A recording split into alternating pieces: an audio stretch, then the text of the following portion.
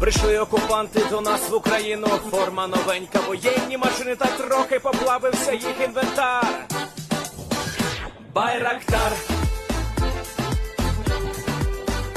Байрактар. Російські танкісти сховались в кущі, щоб лаптем посьорбати довбані щі, та трохи у чах перегрівся навар. Байрактар,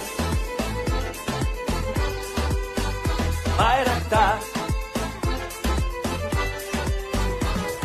Приперли зі сходу до нас барани для восстановлення великої страни. Найкращий пастух баранячих отар. Байрактар, Байрактар. Їх доводи всяке озброєння різне, потужні ракети, машини залізні, у нас на всі доводи є коментар. Байрактар, Байрактар. Вони захопити хотіли нас зразу, а ми зачаїли на орків образу з російських бандитів, робить примар. Байрактар, Байрактар. Російська поліція справи заводить, там вбивцю рашистів ніяк не знаходить, хто винен, що в нашому полі глухар. Байрактар, Байрактар. Веде пропаганду кремлівський урод, слова пропаганди ковтає народ, тепер нове слово знає цар. Байрактар. Байрактар. Байрактар. Байрактар. Байрактар.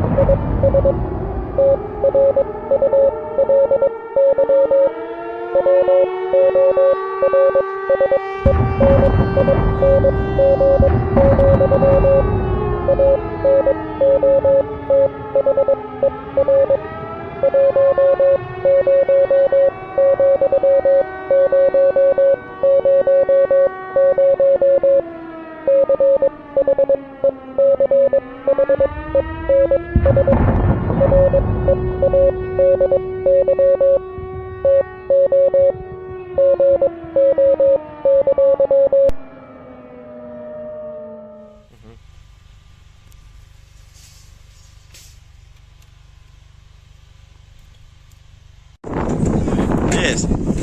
The Leaf Street Army sends its regards.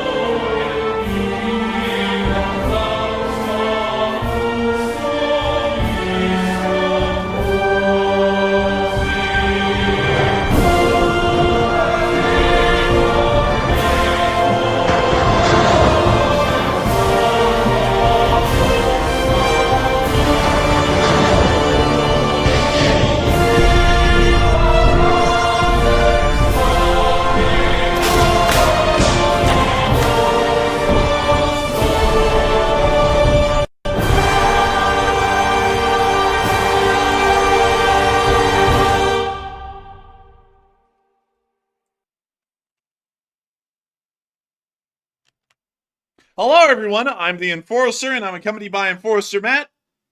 And good evening, folks. It's Enforcer Matt, and it's good to see you all once again on day 909 of the news, and it's good to see you all. And of course, today we are learning that Russia is losing once again, and also Ukraine is making major advances in Kursk also today. And it's good to see you all once again. And of course, we're going to be covering the past 48 hours of the news of the war in Ukraine, as we have gotten major news that not only 700 Russians are trapped south of the Reka Seym, that number actually had risen to an entire brigade strength unit that is south of the Reka Seym at this moment and is currently completely trapped with really no way to resupply or no way to move in any larger amounts of reinforcements to sustain their current frontline positions within this area. A massive development if we have seen one, and once again showing that the Russian Federation is in even far worse straits within this direction than we originally assumed. Not only that, we have also been able to get reports today that a Russian element about a half battalion or near battalion size has been stuck within the town of Malaya Loknya for some time now, and it does appear that the Ukrainians are beginning to engage them in heavy fighting and are attempting to break the Russian forces within this town or to force them into surrendering, one or the other, as the front line continues to move on deeper and deeper into the Russian Federation.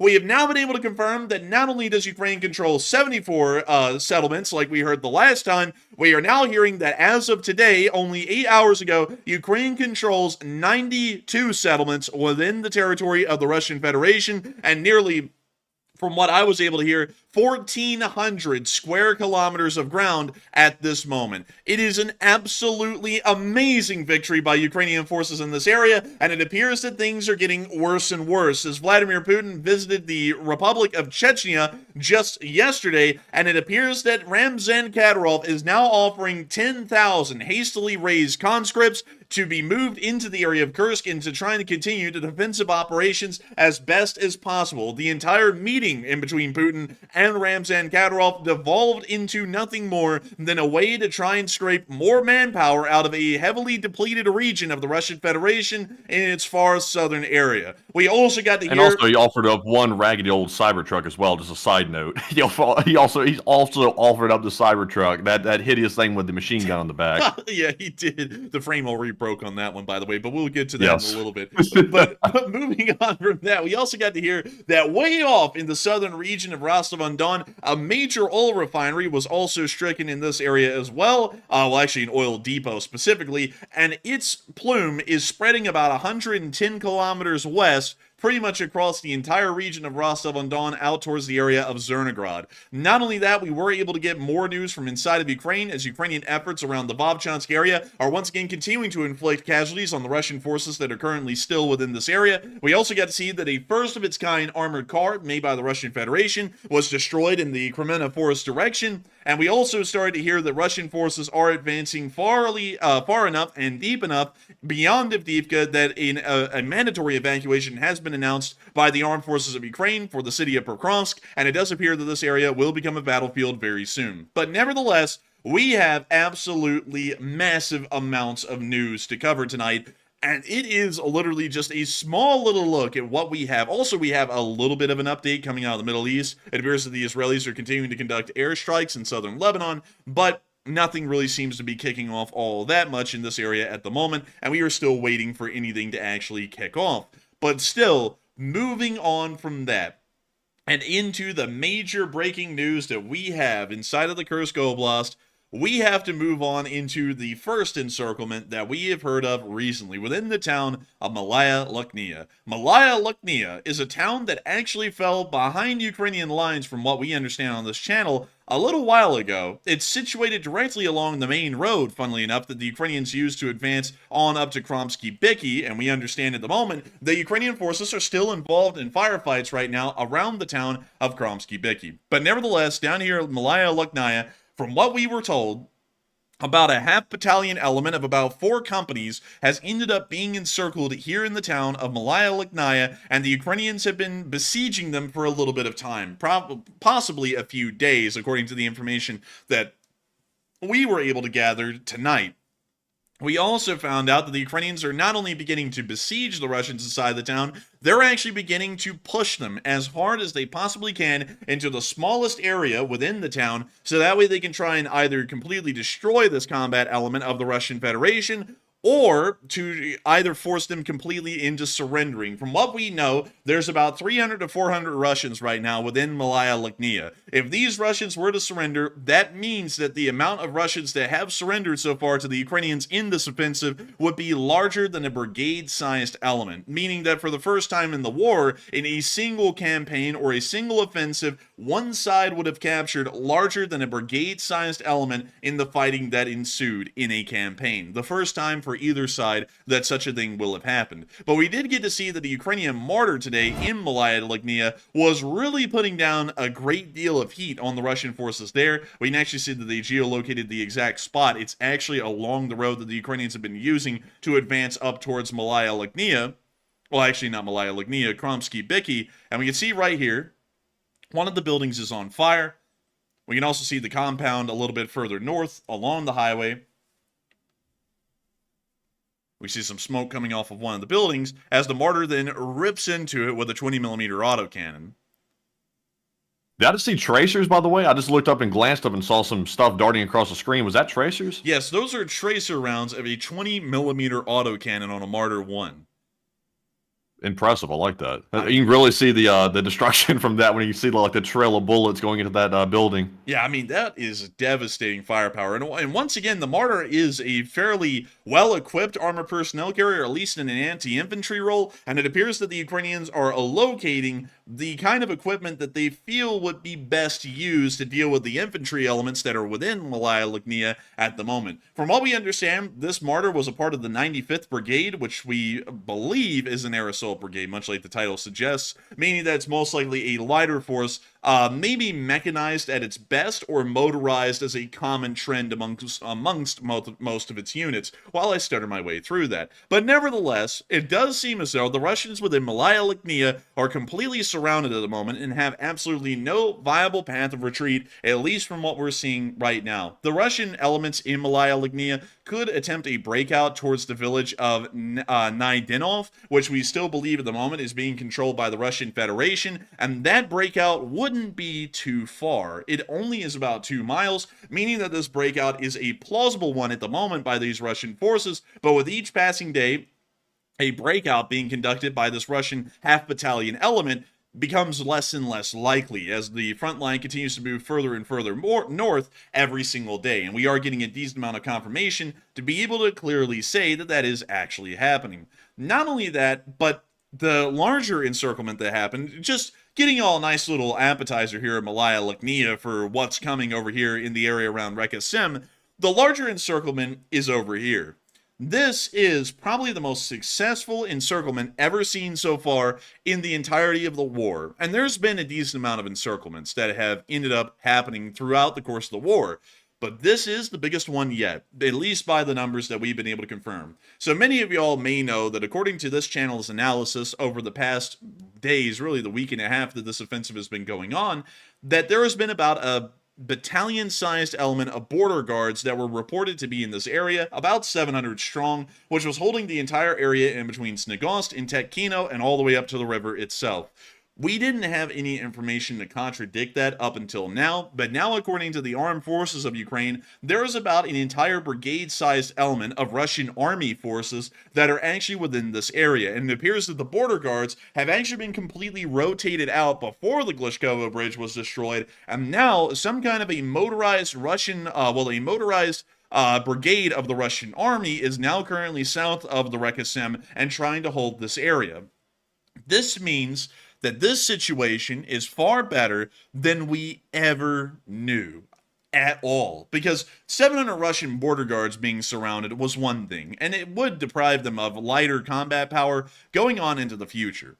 But an entire Russian motorized rifle brigade, from what we understand, being surrounded with really no viable path of retreat across the Reka Seym at this moment is an even bigger blow to the Russian army than we ever thought could happen. With an entire brigade of combat power pretty much completely detached from the rest of their main force up towards Rilisk, this means that the Russians have pretty much gambled and threw away 3,000 troops that could have been used later during the defense of the Kursk Oblast. And this also means that the Russian commander within this area can no longer count on this brigade to be able to hold this area for a while or a long time. We probably will see that this brigade slowly tries to slink its way back across the Reka Seym on the few pontoon bridges that exist right now to try and at least survive partially, meaning that the Russian commanders in the future in the Rilisk direction will be dealing with the forces that they have available that are attached to the Rilisk front, and then about a half brigade or a quarter brigade that is almost completely destroyed from the Battle of the Reka Seym.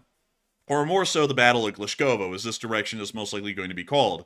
Or it could be that this brigade cannot cross the river at all because the Ukrainians are targeting and destroying the pontoon bridges now that every single bridge across the Reka Seym, even the one at Kij or Karij, has been destroyed as well. We may see that this entire brigade ends up being completely destroyed or surrendering to Ukrainian forces in this area, adding about an additional 600 square kilometers of controlled ground to the Ukrainians' belt within the Kursk Oblast, and also adding an additional 3,000 Russian soldiers wounded, killed, or missing in action for the Russian side. This is the biggest victory so far that we have seen, at least strategically, and it has a great deal of potential. The Russians may be able to try and hold down this area a lot more fervently, at least in a short span picture, than we were expecting in the past, considering that the force is about 3,000 strong. If the Russians were to dedicate around 2/3 of their brigade, or about 2,000 men, towards the area of Apanasovka at the moment, and about another 1,000 in the Chechnya direction, it is possible that it could take about an additional 2 weeks or longer for the Ukrainians to be able to claim this entire area. While this brigade may be lost, it will buy the Russians time to try and prepare defensive positions on the northern side of the Reka Seym and ensure that the Ukrainians do not attempt to create their own pontoon bridges and then cross the river and create a brand new front heading towards Rilisk.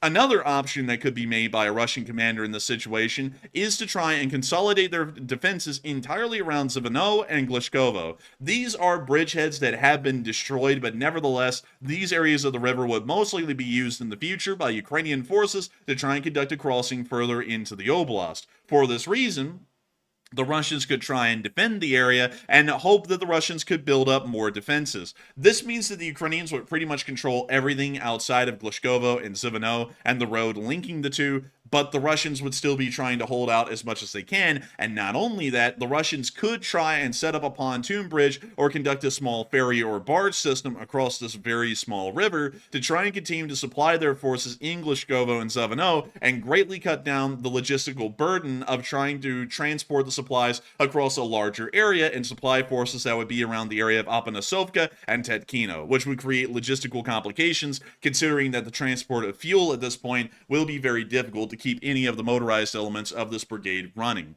But nevertheless, we were able to get some very interesting news about the remaining pontoon bridges within this area. We were able to see that there was a very high definition picture taken of the bridge that is east of Glishkovo at the moment. It appears to be a very simple pontoon bridge. It doesn't appear to be of a high weight classification. This may be able to support the weight of an armored personnel carrier or a very heavily laden supply truck within this direction. If y'all are wondering where exactly is this bridge relative to Glishkovo, it is exactly right here. And you can see the similar little road area or the ramp area right here within this forest. It is exactly the same. This little pontoon bridge spans about a 170-foot area, meaning that it took several bridge spans to be able to create this thing, and the Russians would have a pretty difficult time quickly disassembling it. It would probably take about an entire day to disassemble this bridge and to get all of its elements back on a truck and moving, meaning that this bridge is vulnerable to artillery fire. It was not long after that assessment was made that we did see that some kind of a river crossing was on fire. Here's the clip. Or at least the area around the river crossing. That's probably a better way of putting this. We can see multiple fires raging off of many different Russian vehicles, and from what we can understand, and let me put this out there the best I can, this area is somewhere about right here, meaning that the Russian vehicles that were moving towards the pontoon bridge are already having artillery fire brought against them, and they're starting to get destroyed in somewhat larger numbers. We also understood that some of the footage may have actually been from over here as well, because we can see a distinct feature of the river right here, and it appears that that may be this area. although we're not entirely certain. But nevertheless, these vehicles were on the northern end of the river, attempting to move towards this pontoon bridge, and are now coming under Ukrainian artillery fire. It seems that the Ukrainians may not be wanting to destroy this bridge within this area for a specific aim and goal. They know that the Russians are going to use this bridge to try and move across vehicles. And the more vehicles that the Ukrainians are able to destroy, the worse off the Russians on the southern side of the river will be. And so they are leaving the bridge open at the moment to create a turkey shoot, because every single Russian vehicle heading to Glishkovo has to cross this one pontoon bridge in this area. They could destroy the pontoon bridge, but they're considering to be an even better option to give the Russians a chance to try and cross the bridge, which a lot of Russian commanders will take that chance and end up losing a sizable amount of vehicles before they even make the bridge crossing, a lot like we were seeing in that footage. So it is very good to know that the Ukrainians are playing this as smart as they possibly can, and it looks like the Russians are taking the bait at the moment, and they're continuously trying to use the bridge, although the entire thing is within artillery range at this point of 155mm artillery pieces, meaning that the Ukrainians are able to hit this bridge and all of the vehicles attempting to cross it on a relatively cheap budget, at least at the moment. But we did see that the Russians tried to maybe alleviate this problem a little bit further north on the north and western end of Glishkovo, further up the Reka Seym. The Russians within this specific area decided that it would be a good idea to deploy a second pontoon bridge. Mr. President, there has been a second pontoon bridge. And they decided to try and create this in a bit of a way that would make sure that the Ukrainians would not be able to just target every single Russian vehicle trying to get to Glishkovo on one bridge. They would have to try and target two of them at the same time, or the second bridge, hopefully, would be out of Ukrainian artillery range. It appears that they were mistaken. From what we can tell, the engineering vehicles that were in this area ended up getting blown up before they could even deploy the bridge. We can actually see exactly where this was on the river, and let me take y'all further north here to be able to show y'all. So we can see right here, this little opening in the river, which is right here. So from what we can tell, the pontoon bridge was going to be set up somewhere about right here, at least from what we can tell at the moment. But let me show y'all this. We can now see the geolocation on the other side, and we can see that it's in this area that looks a little bit like some sort of a bird that's about to try and take a sip out of a bird bath or something along those lines. So we'll call this the bird bath in this area from here forward. Then, moving on from that, we can see the geolocation exactly lines up, showing that the Russians are probably maybe going with the second option that I put out earlier, because I did say the Russians are either going to try and hold the entire area from Apanasovka all the way to Chechnya, or they're going to pull all of their forces back and attempt to just hold the area in between Zvino and Glishkovo and the road in between. If they were going with that option, setting up a pontoon bridge at the bird bath would probably be the most likely one, because it means that the pontoon bridge is an equal distance from Zvino and Glishkovo, meaning that both sides could be supported logistically, and there wouldn't be any kind of a shortcoming or a weak part of their logistical chain setting up a pontoon bridge in that area. But they never got the chance. Here's the video footage of one of the trucks that was moving into the area trying to set up the pontoon bridge getting blown up by a Ukrainian drone. Check this out. We're going to be muting the blogger music, but we can see the truck here. Man, it's like stereotypical like travel blog music playing in the background, by the way, while they're about to blow up some heavy equipment. They're like, "What's up, guys? Vlad here. We're going to blow up a Russian pontoon bridge today." But we can see the KAMAZ here. You can also see the bridge element on the back. The bridge element is, it looks a little bit like a shed built onto the back of the KAMAZ, but the KAMAZ backs up to the river, they release the winch, and it drops over the back of the KAMAZ, and then it folds out into a larger bridge span. So that's a bridge laying truck right here. This is the one that was going to the bird bath today to try and deploy this piece of the bridge segment. And the FPV drone went smacking dab into the center of the cab, blowing up the truck. Dang, a head-on collision with that one. They usually come in from the side or something, but that one was just straight on, like the guy just saw it coming right for his face. Dude, you know, that was a bad last second right there. But also, another thing that I want to point out is that the Russians did get a couple of these spans in the water. You can see them right here. They're right at the bird bath. And it looks like the Russians also brought in a special equipment vehicle to start trying to connect them together, kind of like Legos, and then spin the bridge around kind of in a 90-degree angle so that we would actually reach from end to end of the river. And the Ukrainians took out the special equipment vehicle as well. Dead into the center of the cab. We can see the fires that then resulted afterwards. We can also see a bridge near the birdbath. It looks like they were relocating a part of the span over here to this direction, because we can actually see right there in the periphery. Let me see if I can get this for y'all really quickly.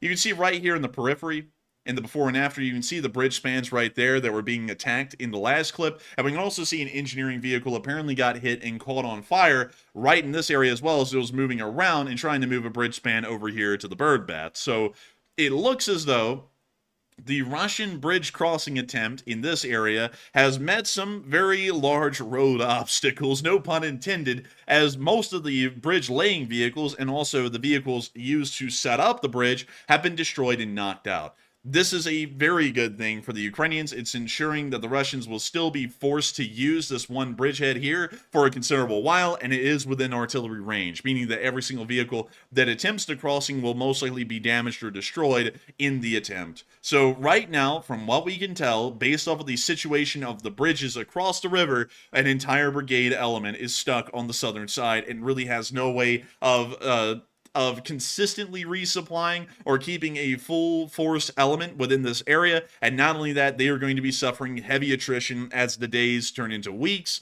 and then eventually those weeks either turn into a destruction of this brigade, or a surrender of this brigade, or somehow a partial retreat across the river, although most of the brigade will either be captured or destroyed on the southern side. This is probably one of the biggest successes so far of the war. I cannot say this over and over and over enough.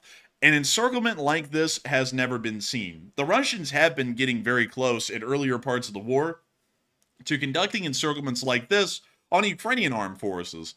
The problem is that the Russians would never destroy the bridges that the Ukrainians would use to be able to retreat out of an area. And so for that reason, a major encirclement like this has never happened in the war, period, from either side. This is the first time we're seeing such a thing, and it is a major change in battle strategy really implemented by either side. Destroying the bridges that the Russians would use to retreat is dooming this entire brigade to a slow and agonizing death on the battlefield at the moment. So this is an absolutely incredible move by the Ukrainians, and we are going to be watching this with great intent.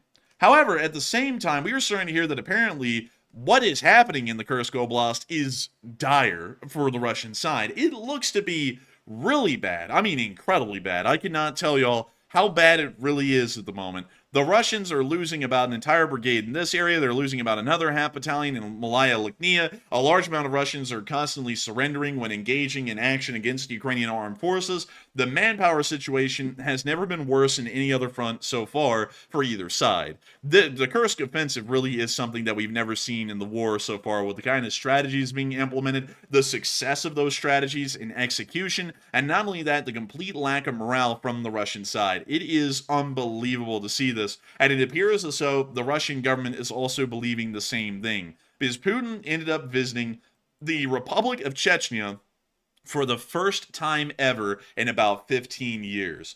And he didn't go down there just to shake hands with Ramzan Kadyrov and talk to him about how well the Republic of Chechnya was going and how the Russians ended up obliterating Grozny twice in two separate Chechen wars. He didn't go down there to talk about that. He went down there to talk to Kadyrov about the war, and specifically about what's going on in the Kursk Oblast. As we heard today, that Ramzan Kadyrov offered about another 10,000 tens of thousands of trained fighters raised as conscripts in the Republic of Chechnya under the flag of the Akhmat to be deployed into Kursk, not anywhere else in the war in Ukraine, specifically into Kursk, to try and stop the Ukrainian invasion into the Oblast. And it appears that this was actually taken under serious consideration by Vladimir Putin.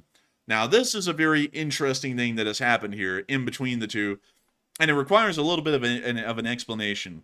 So, as we all know, and like we've been saying on this channel, the manpower situation in the Kursk Oblast is pretty rough. The Russians are losing a large amount of soldiers, either being killed and wounded or surrendering to the Ukrainian armed forces that are continuing to advance further and further into the Oblast.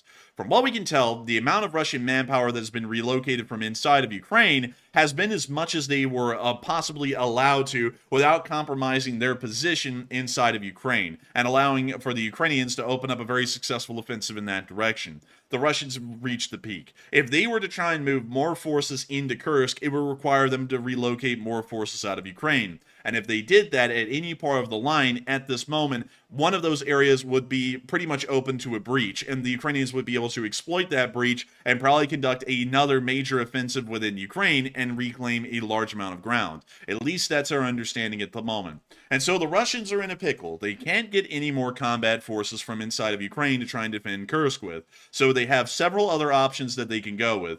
Either they can continue to pour in conscripts from the actual Russian Federation, which appear to be incredibly low in morale and are not doing well at the moment, and pretty much lose more manpower, and not only that, start to complicate a political decision that was made in Russia at the beginning of the war to claim that no conscripts in the Russian armed forces would ever be used to fight the war in Ukraine, or really to fight against the Ukrainian army. If the Russians were to continue to use conscripts in large numbers against the Ukrainians inside the Kursk Oblast, this is going to start drawing more and more public ire. And not only that, it is very clear even in the Russian propaganda circles that the conscript forces that have been moved into this area, like some elements of the Rosguardia and also just conscript Russian forces from the regular Russian army, they are doing very badly. They are doing poorly than ever believed. And so now the Russians have a second option. They can circumvent this area, and they can circumvent this area of politics and end up getting a little bit of a political loophole, at least inside of Russia.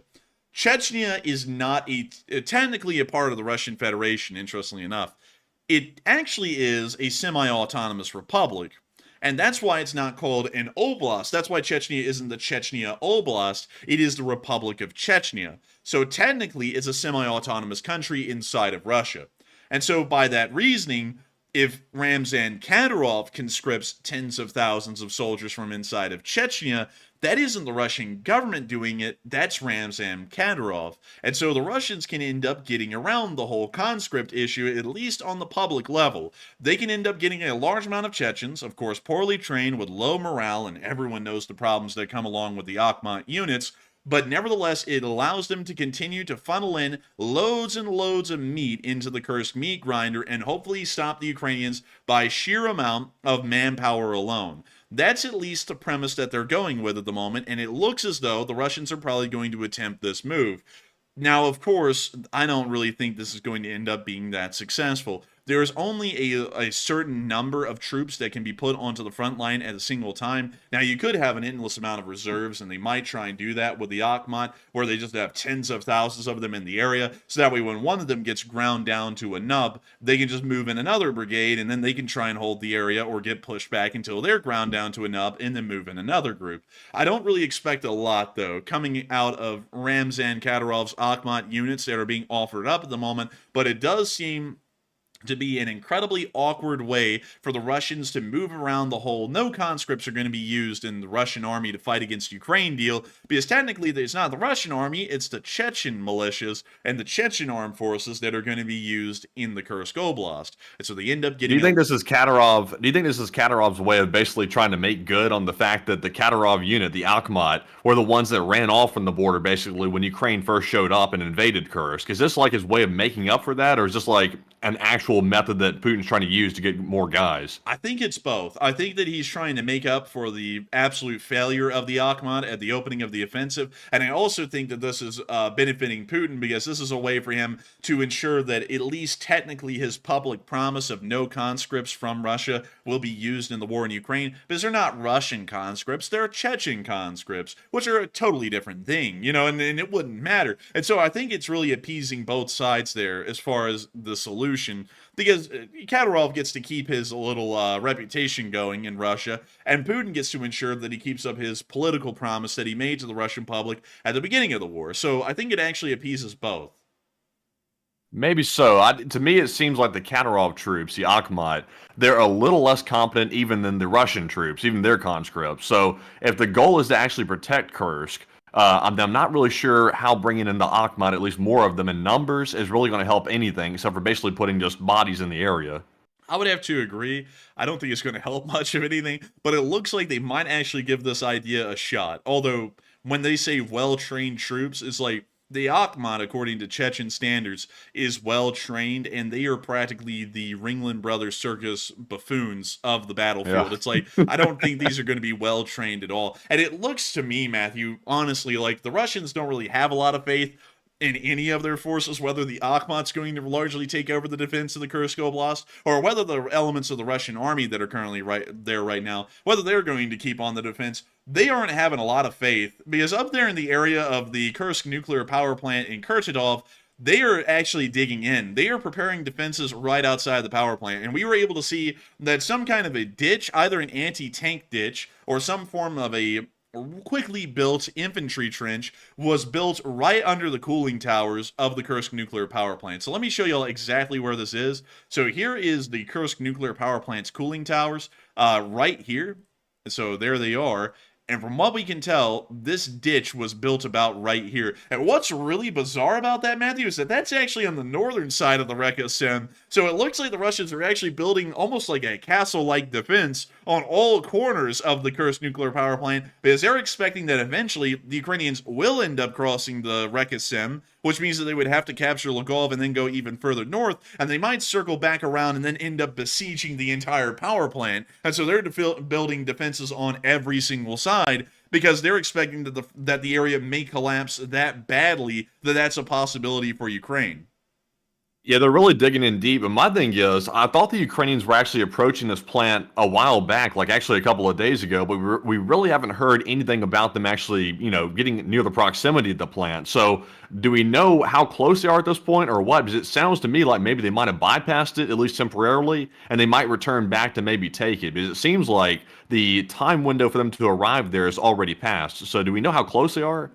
From what we know, the Ukrainians still aren't really that close. They're still around Kromsky-Byky, and also due to Ukrainian Ministry of Defense update today, we had to update our map, because apparently the Lyubomovka that we showed was captured by Ukrainian forces is not that Lyubomovka. It's actually the other Lyubomovka near Novoy Vanovka, down here just north of Sutsa, or Sucha, if you want to call it that. And so from what we understand, the Ukrainians at their closest are currently near the area of Kromsky-Byky, and at that pace, as far as the crow flies, they're about 18 miles away, technically meaning that this power plant does fall within the maximum range of Ukrainian artillery if it was set up in Kromsky-Byky. So they're close, but they're not within actual infantry firefight distances of close. So it looks like... And also, they probably wouldn't shell the plant either, I'm sure, like with the artillery. Even though they're within distance, that would be extremely reckless to do that. So I doubt they would ever, perform that. No, they probably would not. But from what we can tell, though, it does seem as though even with the Ukrainians about 18 miles away from the nuclear power plant,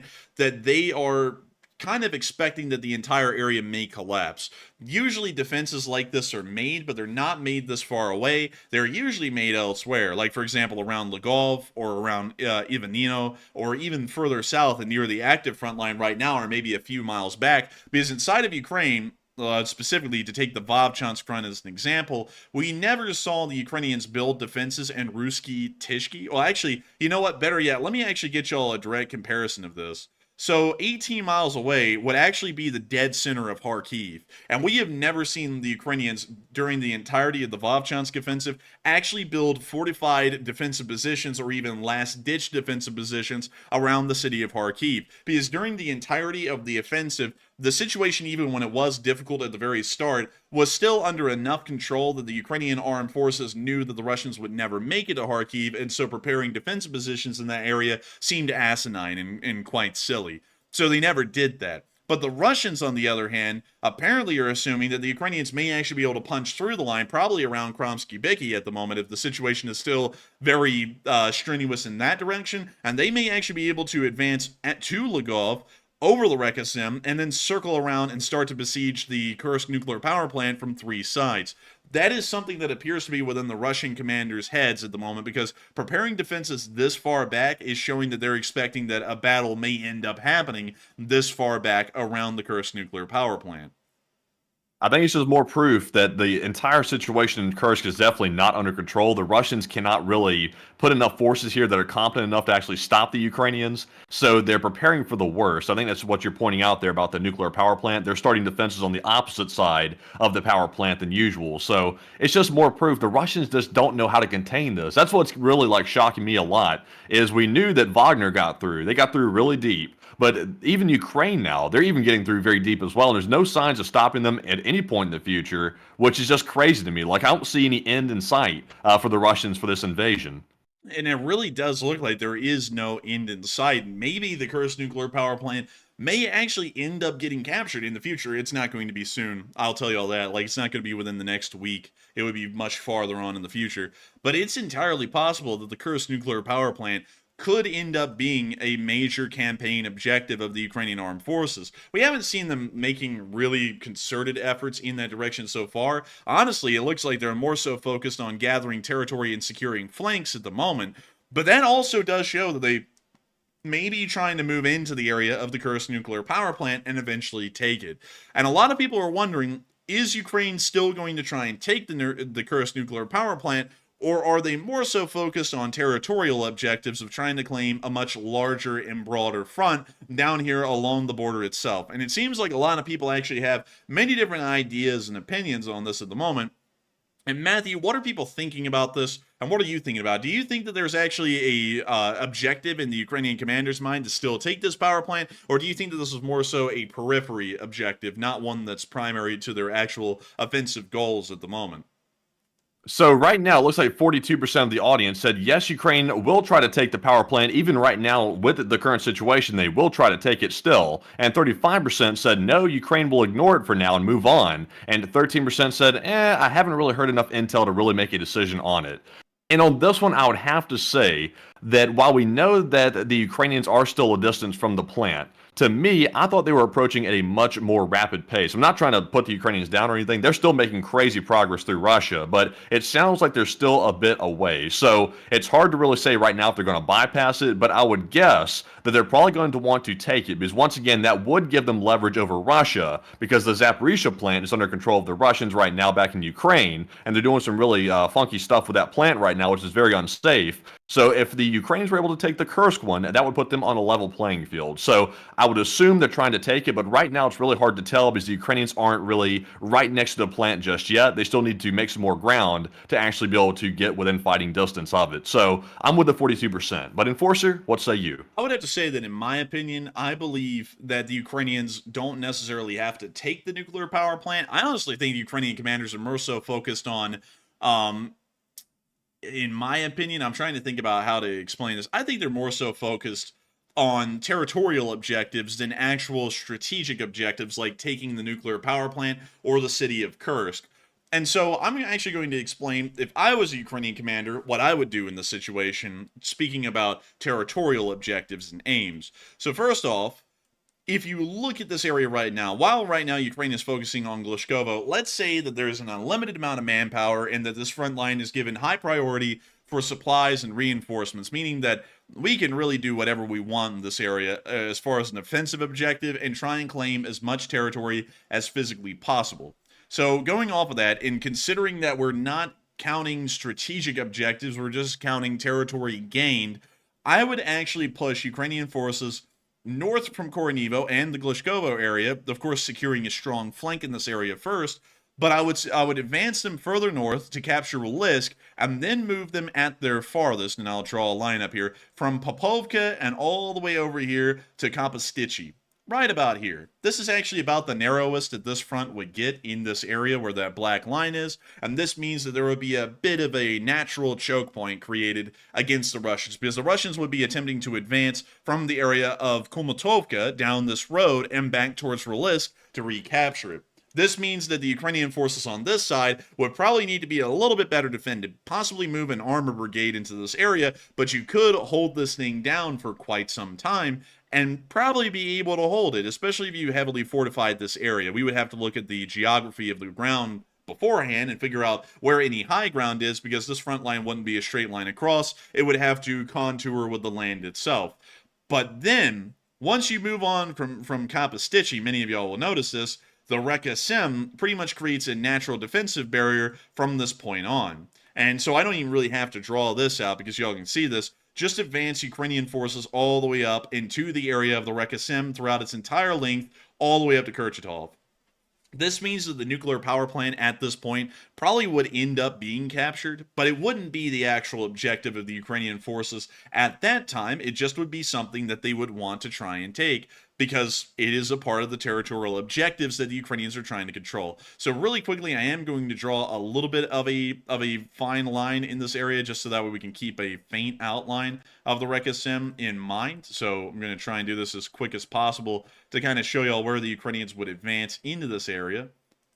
And so about to right here, we'll make this the other line. So now we're looking at a Ukrainian front line that looks something like this, at least facing northwards. And this is a massive amount of territory to gain and control. And not only that, considering that we've minimized the amount of open front over here on the western side of the offensive, and we also made sure that the rest of the offensive reached the banks of the Reka Seym, allowing them to fortify heavily and making a Russian crossing or a counteroffensive in this area incredibly difficult, then we had to focus on the Kursk direction, which I don't really think, especially if the Russians started to heavily fortify this area, that there would be a way for Ukraine to really easily punch through and capture this area. So we would end up having to say that the Ukrainian offensive line in this area would probably be fairly weak. So let me get out a little line and draw that here.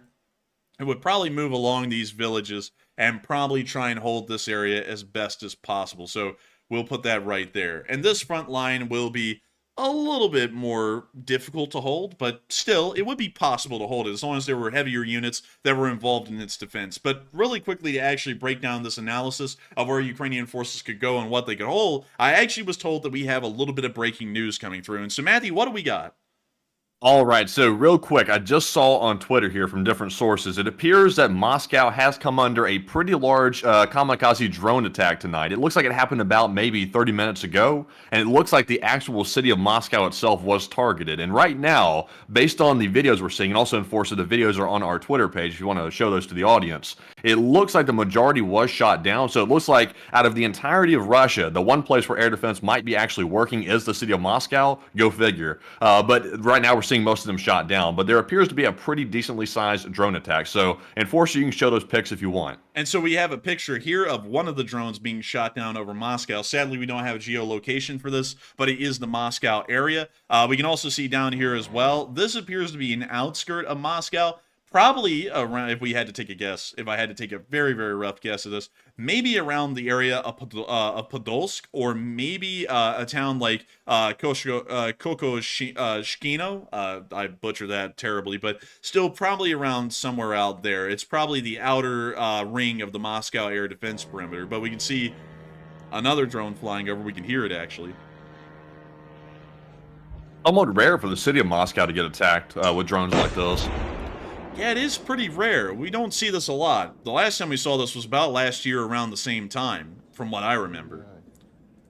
And then moving on from that clip, let's see here. That's actually all right there. We have one video and one picture. That's all. Well, hey, I mean, it counts for something, right? But still, it does look as though the city of Moscow was under attack by drones. It seems as though it didn't coalesce into anything major, but still, it is rare to see that. So pretty interesting to note. But moving on from that, and thank you for sharing that breaking news with us, Matthew. Moving on from that, we also have this area along the E105.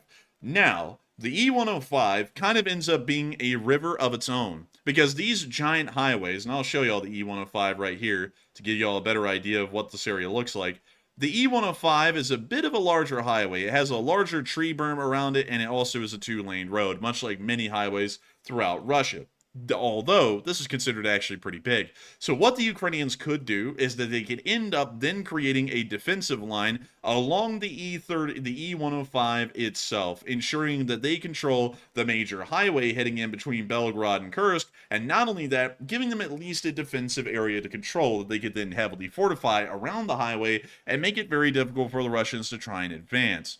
So that would be kind of another good defensive area to go with. And this is the Kursk Oblast in its entirety. If I was to just draw up the defensive lines that existed within Kursk, that would probably be the most advantageous positions to control. And I see a lot of people talking about different kinds of things about this offensive and some issues that would start to arise. And these are actually pretty valid issues that a lot of people have brought up. One is that the Ukrainians may not have enough manpower dedicated to this offensive to secure these kinds of front lines. That is true, and that would be a little bit of a concern, especially in the area in between the Reka Seym and the Ukrainian border over here, and also the area south of Kursk and everything along the E105. There isn't really a lot of rivers or natural geographical barriers within this area that would make it hard for the Russians to conduct a counterattack, so these fronts would require a large amount of manpower, and for that reason, it would probably end up being pretty difficult in the long run to try and hold these areas without a massive dedication of resources,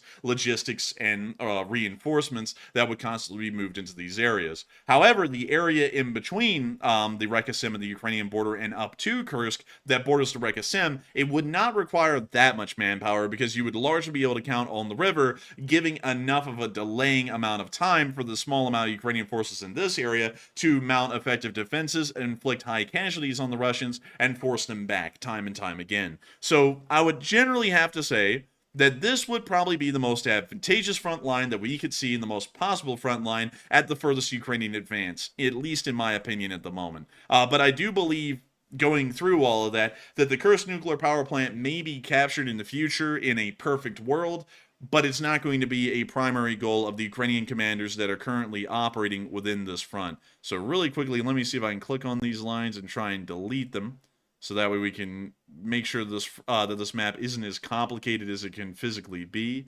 So let me see right here, and then right about here.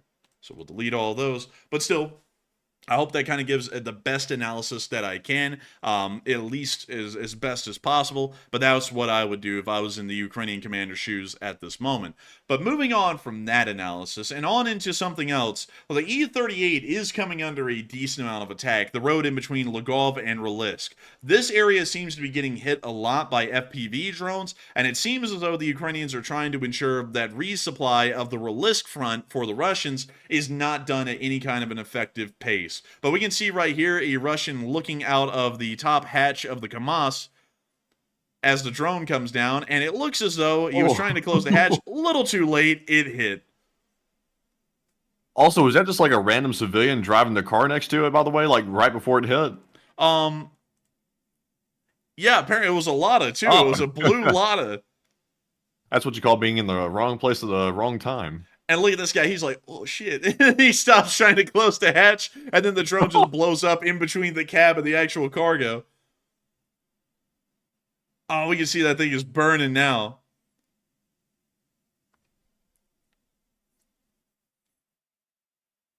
I would love to have seen, like, dash cam. You know those Russian dash cam, like, compilations? Like, they're always crazy as hell. That would be the craziest one I've ever seen if you get the dash cam for that car that was next to that thing. Yeah, you bet, man. You would be hearing like that goofy Russian music. It'd be like, you know, just like the whole cabin is on fire and everything. Like, or it would be or something like that. But still, it's nice to see they are targeting the E-38, and it looks as though Russian resupply of the entire Rylisk front is probably going to be running into some difficulties. Not only that, it's really going to be running into difficulties if the Ukrainians target and destroy the bridge across the Reka Seym near the E-38. That would be actually a pretty big hindrance for the Russians, especially in the area that is in Rylisk and west of Rylisk as well. But there is one smaller bridge that they also have to target and destroy in this area as well, just a little bit further north. But if they get hit and knock out both of those, the Russian resupply effort in this area will be completely hampered, even if it is going on at all at the moment. We don't really know much about the area west of the Reka Seym, north of the area around Glishkovo. So we don't know much about that area at the moment. But moving on from that, and on into our actual fingers of the offensive, the 4 fingers that we have here, we did get to see that around Korenivo today, Ukrainians were coming under some Russian artillery fire, showing that the Russians are finally getting some operational guns around the area of Rylisk. And so here's the clip.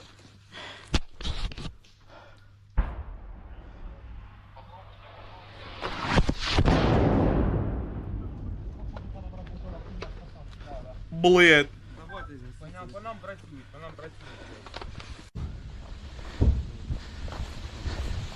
We see the Ukrainians walking along the tree line here and ducking back in as another shell lands nearby and explodes. That one was about a couple of 100 yards off.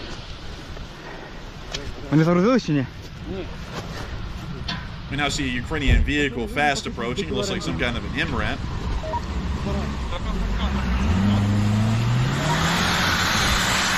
And now whipping back around. I mean, jeez, man, that sounds good. Man, that sounds like one of those southern like diesel trucks with those turbos like taking off, rolling coal. That sounded pretty good. Man, it didn't sound that bad. I'm not gonna lie. I was like, dang, listen to that thing. But still, very interesting clip. Still showing the Ukrainians coming under at least a little bit of artillery fire, showing that the Russians are trying to offset the Ukrainian firepower in this area. Moving on from that, we also got to see that some Chechen volunteers were on the Ukrainian side in Kursk. They're actually holding up the old flag of Chechnya, back when Chechnya was actually called Ichkeria. But pretty cool to see that they're there, and pretty neat to know this seems to be a little bit of an international effort, because we've seen Georgian volunteers, Chechen volunteers. We've seen all kinds of volunteers inside of the Kursk Oblast fighting on the side of Ukraine. Good to know. Pretty neat to see. Moving on from that and down into Suja itself, we also got to see an element of the 33rd Assault Battalion inside of the town taking a little bit of a picture. Check it out. If it loads, that is. Uh-oh. Are we going through lag?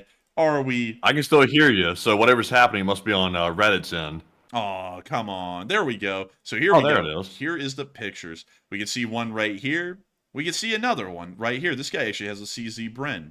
We can see another one. This guy has a M16A2 or an A3 with a Trichikon ACOG on top. This guy's got the kit. We can also see here a couple of Ukrainian MRAPs moving past some sort of a destroyed house or a checkpoint. We can't really tell which one, but still showing us the Ukrainians and the 33rd Assault Battalion were moving through Suja today. Meanwhile, we also got to see that today, Commander Oleksandr Syrsky of the Ukrainian Armed Forces actually published the Ukrainian Armed Forces frontline map of where they are at the moment, actually showing where their forces were as well, at least in approximate, and also showing where the Russians were. This is the most up-to-date and at least most accurate frontline map that we have at the moment to go off of. It does show that the Ukrainians control a decent amount of Korenivo. It also showed that the Ukrainians had advanced further towards Glishkovo, more than we originally assumed, actually, which is fairly interesting to note. It did show that the Lyubomovka advance, however, did not exist, so we had to update that today for that reason. That's why you'll see that that doesn't exist any longer, because it seems as though the Ukrainians do not show it on their frontline map that they are in that area. We can see the fighting going on around Kromsky-Biki, right up there. We can also see that the Ukrainians have the larger advance down in this area, but it also throws a lot of other people's maps to shame as well. Our map had to go through a pretty big restructure.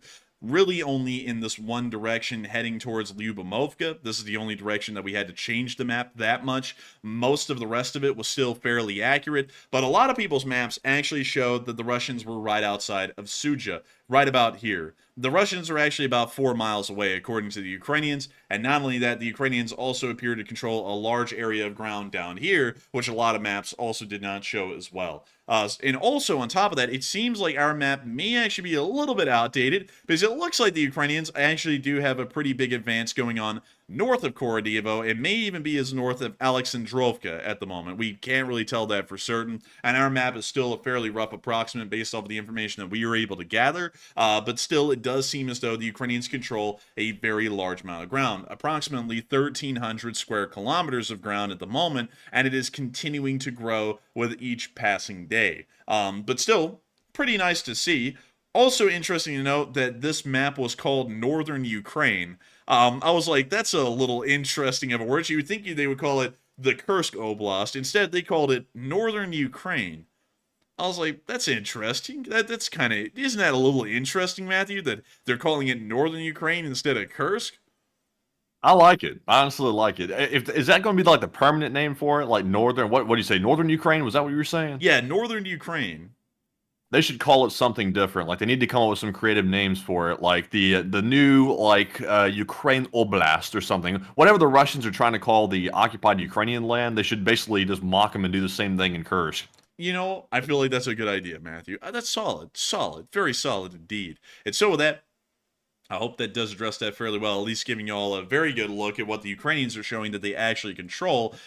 Sadly, I hate to say this, folks, because I wish this map was in higher definition. I have been working so freaking hard to try and find a high-definition version of this map. I was never able to find it. Because what we can tell is that they actually have the enemy units and their units labeled in a NATO format, which would allow me, if we were able to get a really good look, to actually get an idea of what they have there, like what sized units. Because this looks to be, if I can even tell, some kind of an infantry battalion that they have marked on the map right there. Also, another interesting thing, if I'm able to see this right, and I might not be because the map is so low definition, this almost looks like some sort of a rotary aviation unit that is over here in this area, although we can't really tell for certain. We really can't tell at all. We can see some artillery units. They're the ones with the big circles inside of them in the area. A lot of them are actually far north of Sucha. This is apparently an entire artillery, not an artillery, wait a minute, hang on.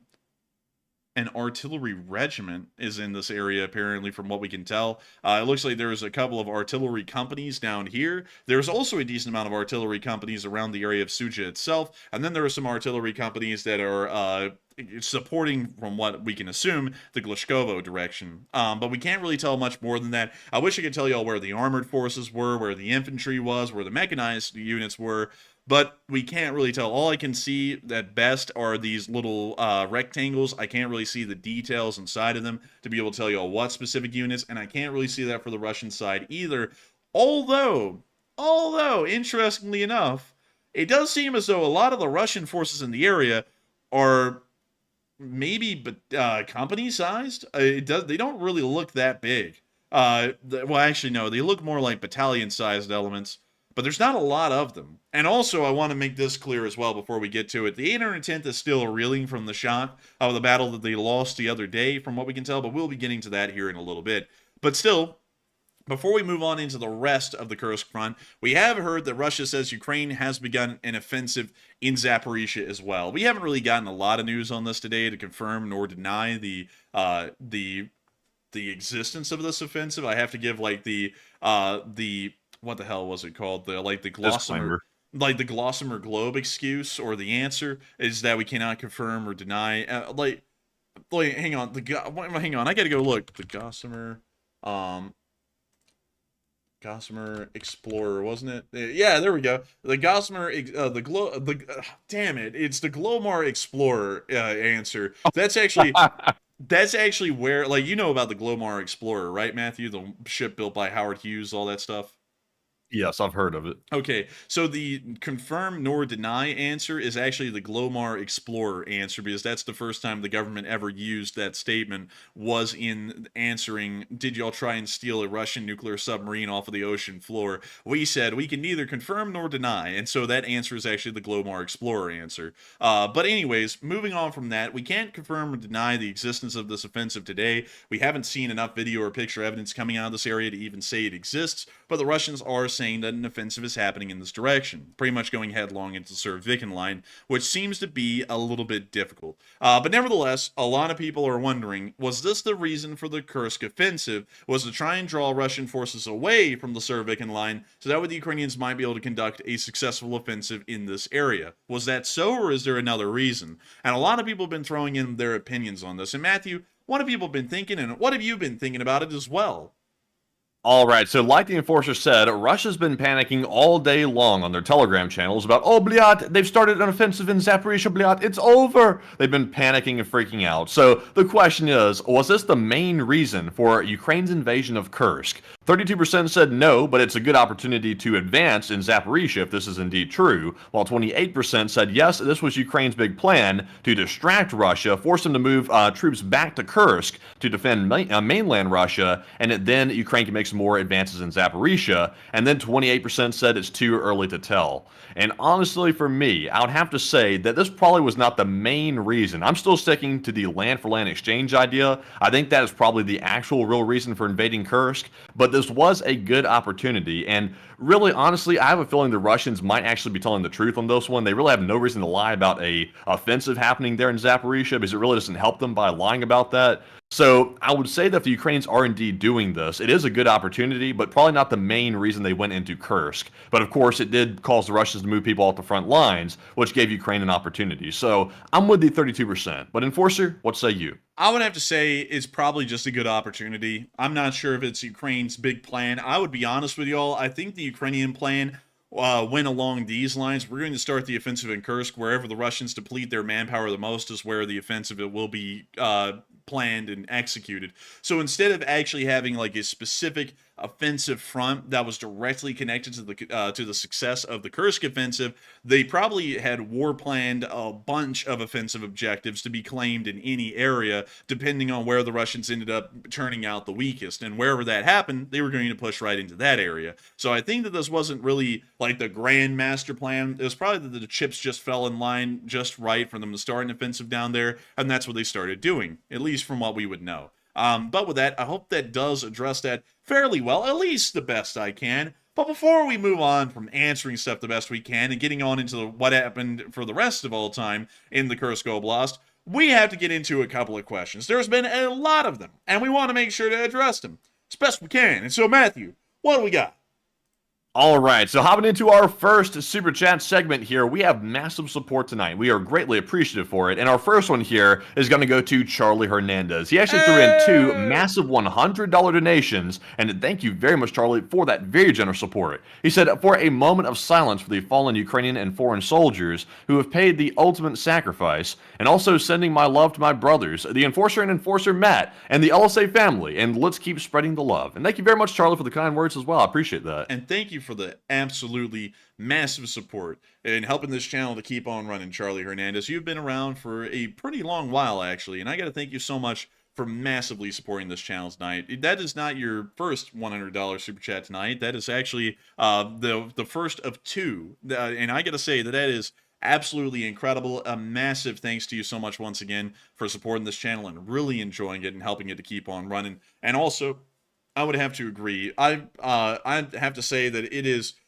something that so many Ukrainian soldiers and foreign fighters from around the world have ended up fighting and giving their lives in the defense of Ukraine and in the defense of Western and American interests as a whole. It really is something to know that people are out there fighting each and every single day to ensure that the Western world can continue to survive and exist in this incredibly cruel and brutal world that we all find ourselves in. And they really deserve the highest amount of respect and gratitude from everyone that they were willing to pick up the fight and carry it to the enemy directly, crazily enough, actually in their own home country. A homecoming of sorts. But beyond that, I also got to say, thank you so much once again for giving some very big thanks and high praise to me and Enforcer Matt. I've got to say that we are incredibly appreciative and thankful for all of y'all, especially you, Charlie Hernandez, enjoying the show and supporting it and helping it to keep on running. We put this thing all together every single day to make this thing possible and to keep news going. It takes a lot of work and it takes a lot of effort. Crazily enough, I actually have a really bad headache tonight, but I've been powering through it because we are dedicated to getting the news out to each and every single one of y'all. And I got to thank you so much once again, Charlie Hernandez, for really enjoying the efforts that we go through on this channel to keep this news running. And I got to say that we massively appreciate everyone always picking this channel to be their primary source of news, and not only that, supporting this channel and helping it to keep on running, and if they can't support it or don't want to support it, hitting the like button and subscribing, which also means a great deal to us as well. And so a huge thanks to you so much once again, and also a huge thanks to the entirety of the Lee Spring Army, because if it wasn't for all of y'all, we wouldn't be able to make this thing possible each and every day. I mean, it's crazy to think about how many people count on this channel for news. There have been 11.6 thousand people watching tonight at the peak. There's about 10,000 here right now. But that is absolutely crazy to think that there are that many people who are watching this stream tonight. So far, 46,000 people have watched the stream up to this point. And it's insane to think that so many people watch this channel. And I got to thank every single one of y'all for continuously watching the channel. It means a lot to us that we actually get to report the news, and a lot of people appreciate our coverage of it. And so with that, I hope that does address that incredibly well. And with that, we are on to the next one. All right, and the next one also goes to Charlie Hernandez. And once again, thank you, Charlie, for the second support. He said, a token Hey! of gratitude for the Enforcer and Enforcer Matt. Once again, he said that the time and constant dedication to us keep us up to date. And thank you very much. And he said, God bless you guys. Hey, and thank you so much once again, Charlie Hernandez. And I gotta say, the time and constant dedication, it is something that we have been keeping up for a while. But actually, I'll let you all in on a little bit of something. We are actually planning, and we don't know when it's going to happen, but I thought I would tell y'all now so that way you can kind of get an idea this is coming around. We are actually planning for the first time ever to take a little bit of time off and go on a vacation. It's the first time we've ever done that since starting the channel. We don't know when that vacation is coming or how long it's going to be at the moment. It's not going to be incredibly long. It is going to be less than a week for sure. Maybe somewhere around 3 to 5 days long. And 5 days long is really going to be the longest it would be. But we are finally planning one. The reason being is that we have done this every single day, nonstop, for just about 3 years straight. And we haven't really ever had a lick of time off. It's something that a lot of people have always been telling us to take a vacation. And I've never really been one to follow through on that until lately, because there are some things that I've been wanting to see and do and just get a little bit of a breather so that way we could come back and be completely energized and keep this thing trucking and running. And so we are going to be thinking about doing that soon. Andy else said, come to Texas. We're not really sure where we'll be going, and I don't really want to say exactly where either, because there are a bunch of crazy people out there in the world that may try and like stalk us or track us down or something. And we also are on the Russian government FSB hit list, and so we don't want to make it really easy for them to figure out where we would be taking a vacation. So we are going to be, trying to work that out.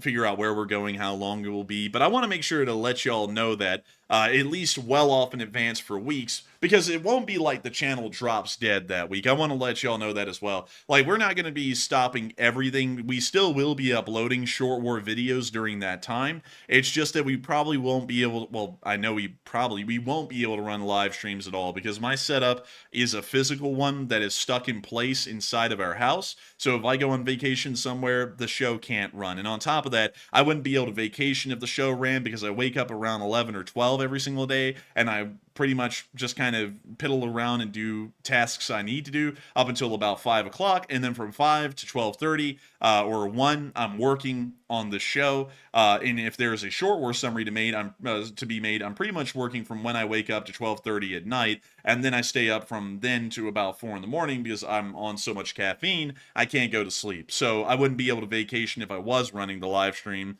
So if I go on a vacation, the live stream has to end at least for a few days until we return. But we are going to be figuring out when that is, and we'll let y'all know when the vacation is, so that way y'all are ready for it. But we still will be uploading short war summaries and all of that in the meantime, because I don't want y'all to think that the channel completely dies while we're gone, because the Least Spring Army never dies, and the channel doesn't die either. We'll keep it running even while we're on a vacation. And so that, I hope that does address that fairly well. Also, Mama Mentality said, are you going overseas? No, we would, like, I can't say that. We would 100% be staying inside of America, but we will be taking a vacation at some point. I've talked about how much... That's going to mess up my trip over to Estonia, though. What the hell do you mean? Oh, man. Lying. Well, actually, we need a fundraiser to help us on our vacation. I forgot. I got to go drink beer in Kyiv. I forgot. I hope y'all don't mind. I got to leave for a little bit to go drink some beers over there. I hope y'all don't mind. Yeah, I'm sorry, everyone. I forgot. I actually have to bar crawl in Kyiv. Like, let me go bar crawl around Kyiv, and then I'll say I'm a hero for drinking beer. Like, I feel like I need to do that. But anyways. With that, I hope that does address that fairly well. I hope that fills y'all in a little bit, because everyone always talks about how we have constant time and dedication to this thing, which I am wildly proud of, and I hold that to be the highest honor of this channel. But we do want to make sure that we, eventually take a break, because, we're running until the wheels are falling off back here, to be entirely honest. It's been getting really strenuous and really tiresome lately, to be entirely honest, because it is just the two of us, and we are running an entire pretty much full-scale news production with the stream and the videos in the middle of the day, and it's starting to wear us down just a little bit. But after we take this 3 to 5 days off on this vacation. We'll come back and then we'll run for another 3 years. We're like a nuclear reactor, Matthew. We run for years and then only require a small refueling here and there. But with that, I hope... Indeed. And also, don't worry, folks. I see some folks in the live chat talking about, oh, why don't travel if you're on the FSB hit list. Don't worry. We're not traveling lacking. We're moving with some security. Let's just put it that way. We're our own security, but we're not going anywhere that we know that we're in trouble or something like that. So don't worry about us. We're capable of taking care of anything like that, those type of threats. So we're good. And also, we're not going to, like, let's see, Chicago or anything like that. We're not heading there. We're heading to a nice, good place to vacation, a nice, calm place. But obviously, we can't get too deep into it. We don't want to blow the OPSEC there, but it'll be a good one, man. A nice vacation. The first one actually in 3 years. And I can't wait for it. Actually, I think this will be the first vacation in 4 years because I think the last time we took a vacation was like in the middle of 2020. So, yeah, I think the first time in 4 years.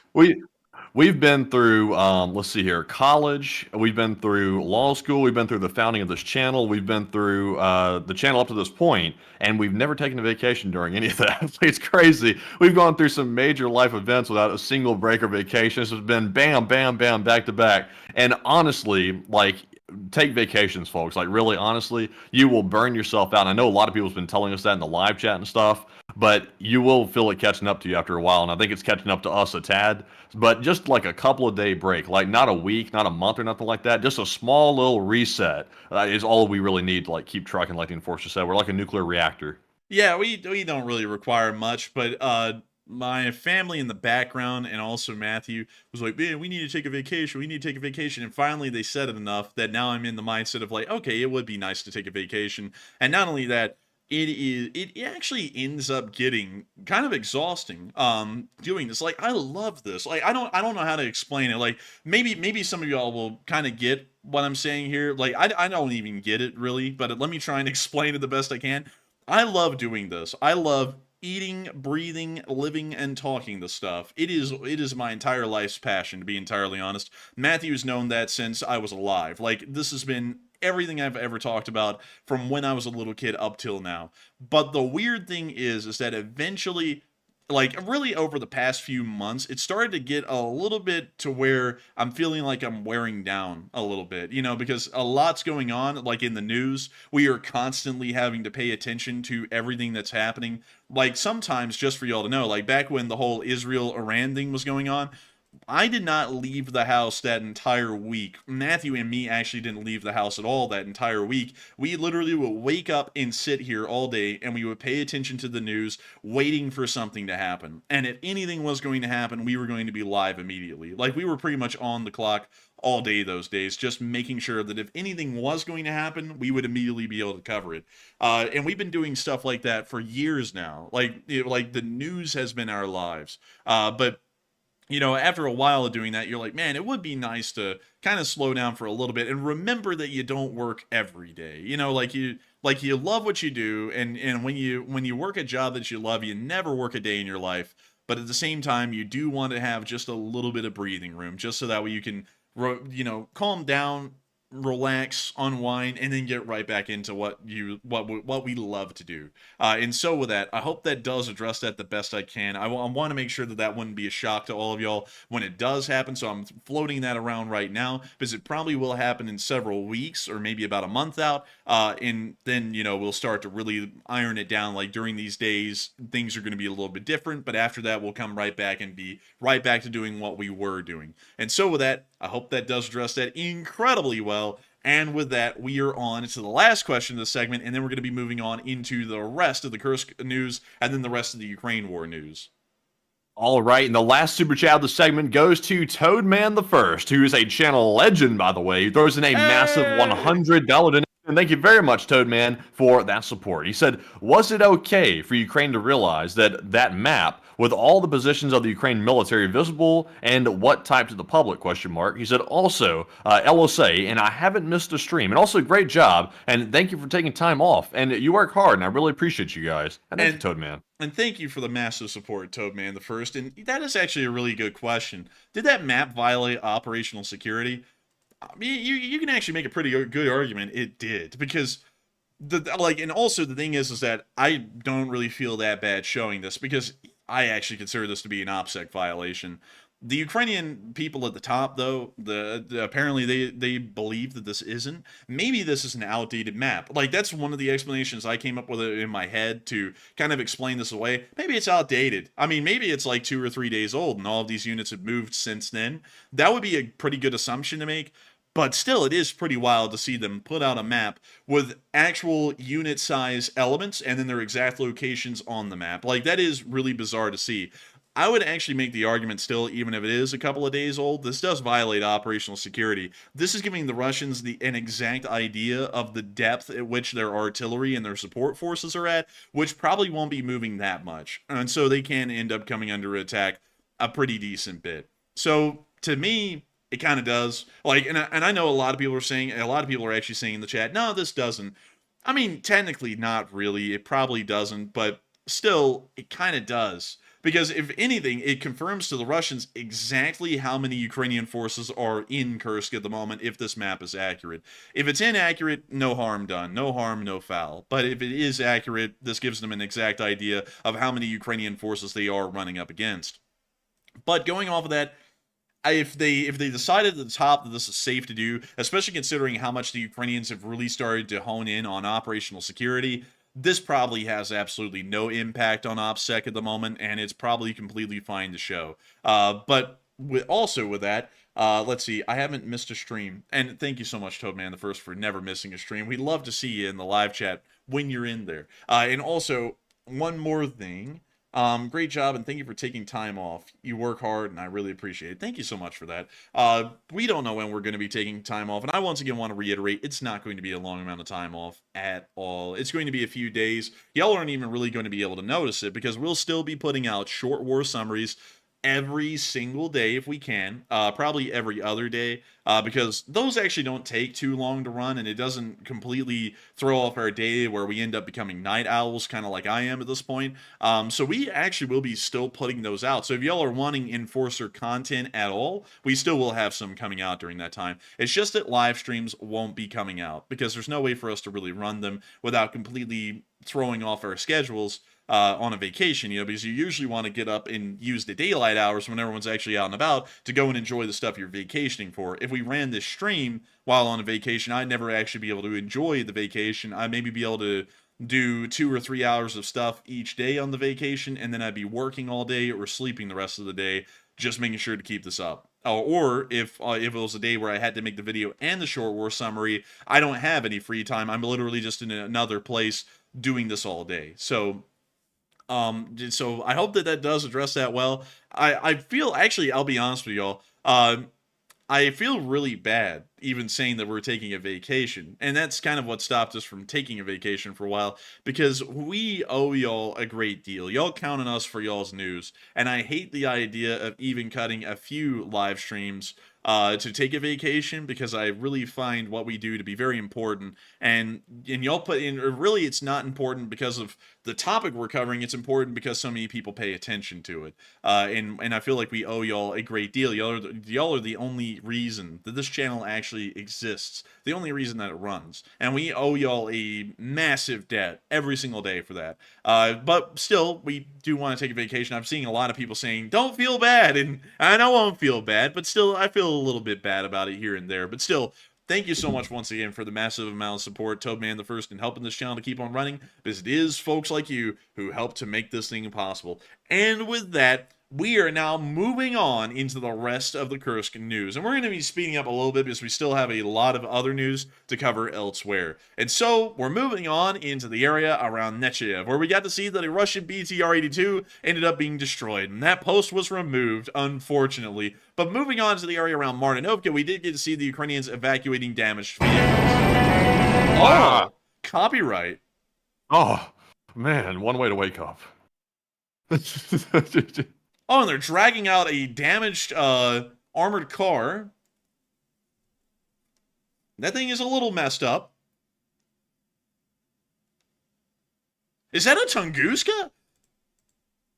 Oh, dang, that's a Tunguska. Dude, that's pretty cool. I haven't seen one of those, except for, like, day one of the war. Well, day one of this offensive, I mean. Oh, yes, a rare Tunguska. That's a Soviet thing. I mean, you see the smoking MBT that they're evacuating. A lot of logistical work going on behind the lines. I mean, they are really making sure to evacuate any losses they have and repair them and get them right back up to the front immediately.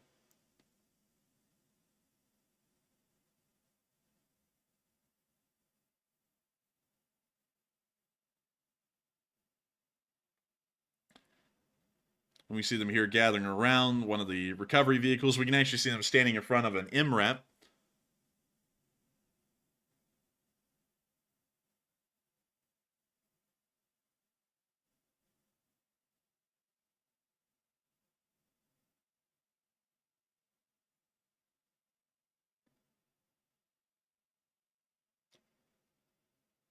And we see him here chit-chatting in front of the MRAP.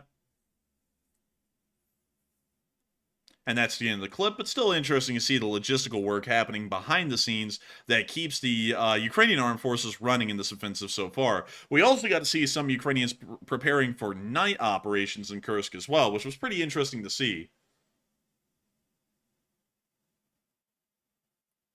See them showing off the Humvee and night vision.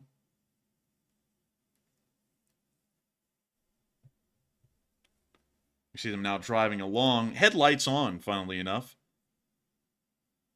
We see them overtaking another Humvee there, and they're on their way. We didn't get to see what they did in the dark, but I assumed that it was very fun. Moving on from that and into our next clip, we also got to see a little bit of a battle happening in Kursk. This is one of the first times we've actually gotten real battle footage, real footage of a firefight going on, and so here's the clip. You see that Humvee laying down the heat with a 50. Whoa! My boy, he got the... Oh my goodness, dude! He hit him with a grenade launcher, look! Dang!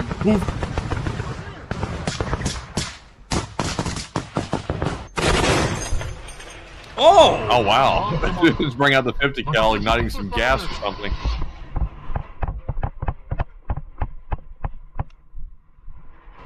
Военнослужащие РФ. Ваше командование вас бросило.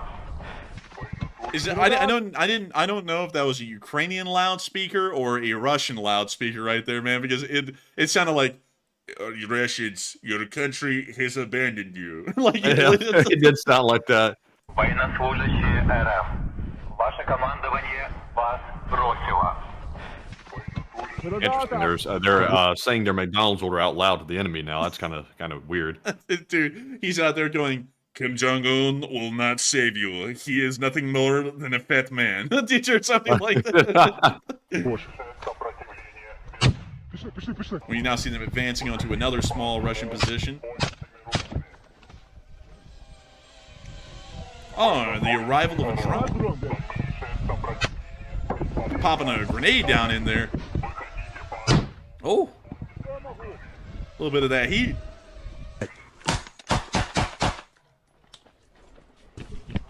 Notice how all of a sudden all these guys are using ARs all of a sudden. Yeah, you know, they're really starting to use a lot of Western weapons. I'm not really seeing AKs anymore, to be honest. Like, in some of the units, there are still AKs, but most have been replaced with either CZ Prinz or some form of an AR. But I like it, honestly. Also, I like this way. When they throw the nades, you can still hear that loudspeaker somewhere off in the background. They're like, the Russians, the Chechens have abandoned you. They are out back there trying to grab a goat. Or something like that. Woo! They are very trusting of that wood wall to like hold that blast in. Давай. Нахуй! Въёбай ты нахуй!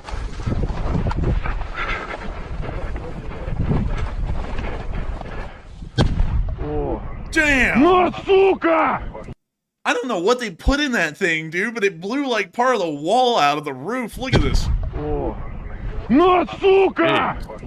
That guy just stood there the whole time while that thing blew up. Like shrapnel could have come his way. He didn't even budge, man. He just stood there. Dude, he was just sitting there watching the explosion. He was like, wow. Like, he was like, wow. It's so cool. But anyways, moving on from that clip and a little bit further up the way, we also got to see some Russians getting hit by nades. All right. And we can see the nade dropping. That was the Pentagon group. What do you know? What do you know, dude? It's the Pentagon. Mr. President, oh, we have another unit. Mr. President, there's been a second Russian. Oh, Oh, look look, at they're that. scattering. The rats. Man, your mic broke up right there. Yeah, all I heard was the rats. I was like, okay. Oh, the rats. The rats. Man, they're We're scattering the rats. pretty quick, dude. They are scattering like rats. Rats. Rats. We're the rats. How the hell did all those guys fit in that tree line anyway? It's like that's like a freaking crap load of people that came out of that tree line. Dude, they had the clown car down there in the trees. They said, get out! Scramble! And then they all, just like 50 of them, like half a company of guys went running for the trees. Also, speaking of this direction, we haven't been able to get an update that one of the, out of the 810th Infantry Brigades, well, actually, let me back up really quickly. Out of the 810th Naval Infantry Brigade forces, which is made up of about 10 to 12 battalions, the 810th Naval Infantry Brigade being one of Russia's most elite infantry brigades that they have at their disposal in the modern day, an entire battalion has pretty much been destroyed at this moment. We were able to confirm that one of their combined arms battalions was actually destroyed on the battlefield. Only 30% of that battalion is now operational, so we are assuming that it's being stricken from the roster, and the elements of that battalion are probably going to be absorbed or redistributed amongst the remaining combined arms battalions that are in the 810th Brigade. So now the 810th Brigade is pretty heavily battle damaged. They're going to be down one combined arms battalion, but they will be able to operate with the remainder of their battalions being reinforced with the remnants of the battalion that was destroyed in the fighting about 2 days ago. But moving on from that area and down towards the area of Ulyanovsk, we did get to see another T-90M being captured in Kursk. Another one. Like, it is like the third one of the offensive of a T-90M alone that's been captured. But it was captured. We can also see that it had the Vovchansk offensive markings on it, meaning that this unit, whichever one it was diverted from the Vovchansk front up to Kursk, where it then ended up meeting its demise. Moving on from that, we also got to see a striker of the 82nd Air Assault Brigade also in the area. This means that there are actually two light units, light brigades in the area. We have the 95th, which is at best, a motorized or a slightly mechanized brigade, and we also have the 82nd. But the 82nd, from what we know, does have Challenger 2, so it is a mechanized brigade reinforced with an armored section. So still pretty heavy, pretty punchy stuff, but it seems to be more mobile units have been moved into the area at this point. But moving on from that news in the Kursk Oblast, it's now time for us to move on down into the area of Rostov-na-Donu, because we did get to see that near Proletarsk, named after the proletarian. Matthew, it's Commie-land. Look, Proletarsk, Commie-land. It's here. It's here, Matthew. The revolution, it's finally arrived. Thank God, it couldn't have come any sooner. What does Proletarsk look like, speaking of... Oh, they actually have Street View. Proletarsk. This really does look like the land of the proletariat. I'd be damned. Like, this is bad. Dude, they even... It's like Legoland, but it's Commie-land. It's actually, honestly, not as bad as I thought it was going to look, but it's not great. My God, Matthew. The exposed heating pipe. It really is the times of old here in Proletarsk. Like... Damn, Is that a gas line? No, that's a heating pipe. If you don't know this, Matthew, the Soviet Union works really weird with heating. You know how New York City, they have like the radiators that are built in every building, and there's like a central heating plant that provides like steam for the radiators. So in Russia, they have that, but because in the Soviet Union, they wanted to make things cheap, they would run the heating lines out in the open. They weren't underground as like a part of the sewer system or anything. They were just above ground. So these are heating pipes, and they transfer hot steam throughout the area, so that way the radiators in these buildings can get access to hot steam and heat up the rooms they're in.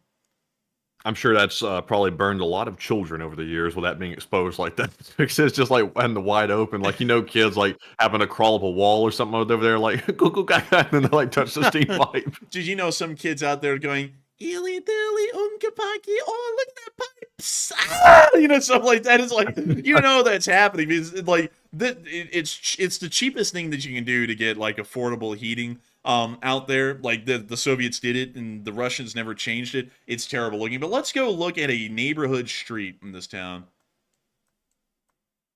Yep, that's proletarian, that's for sure. Looks like it hasn't changed since the times of the Empire, really. Is that an American stop sign? That's an American stop sign, dude, that says stop in English. Why does this place look like wait, zoom back out for a second. Why does it look like Florida? No, don't Am I the insult only one seeing this? Floridians Like, it kind of looks that. like Florida. It's kind of the trees are kind of scraggly, like looking like that, and also the roads look like Florida. Like, what's like that wall over there? Are we sure? Is this an accurate like thing here? Man, like, we can move to another street if you don't believe me. Like, we can move to another one. Let me move up to I think Florida might be proletariat. Nah, I don't see it. I don't see it. I just don't. This street ain't cutting it, but I mean, it looked like Florida on that last street. I'm not gonna lie. Like, honestly, I'll say this: I usually dog the Russian places. This is not great, but it's also not as horrific as some of the other places. Like, we've seen places that look much worse than this. So what is this though? This is a store, a magazine. So what do they have in here? Like, what did they sell in the store? Oh, they blurred that one out. Apparently that's like, aw, man, that's my fine Peruvian blow. Aw, man. So what? Producti. Are you kidding me? It's a store that sells products. They have a like an advertisement for popsicles on the window, right there on the door. Oh, beer, sosog, bread, chleb, and I don't know like pineapple upside down cake. something like that. And then what does this have? Beta minka, bitumen. Come on, are you kidding? Is this that kind of a store? Hang on, we got to go find this store now. Is that it? Is that the store? Hang on, let me drop down again and make sure that no, that can't be it. No, Nancy, that's not it. So where? Okay, so here it is. This is the store. So let's see if we can actually figure out what's in the store. So it has 3 reviews. No comments on the reviews. Does it have pictures of the inside of the store? It does not.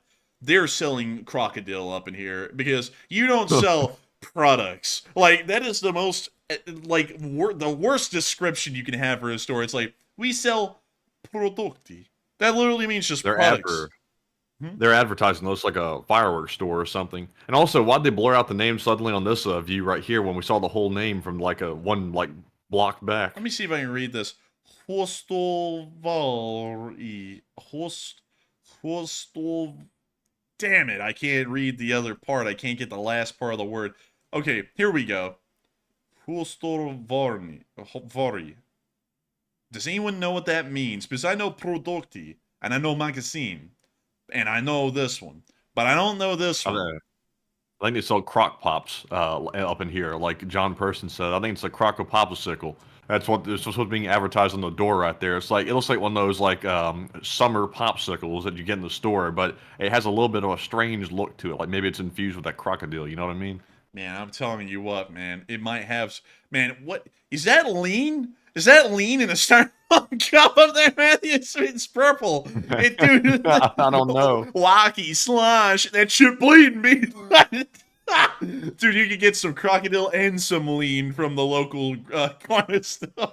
Man, maybe the Russians do have it better than we. I'm just kidding. But let's see here. They don't. Well, I don't know about their train station. We hang on. We got to take a look at this. Okay, so it's an older one. Oh my god. Dude, look, they have the bridge, so that way if you just get tired of things, you can just go leap. You know what I mean? Like, it's like take a leap. But pretty rough. I'm not gonna lie, I don't like this place all that much.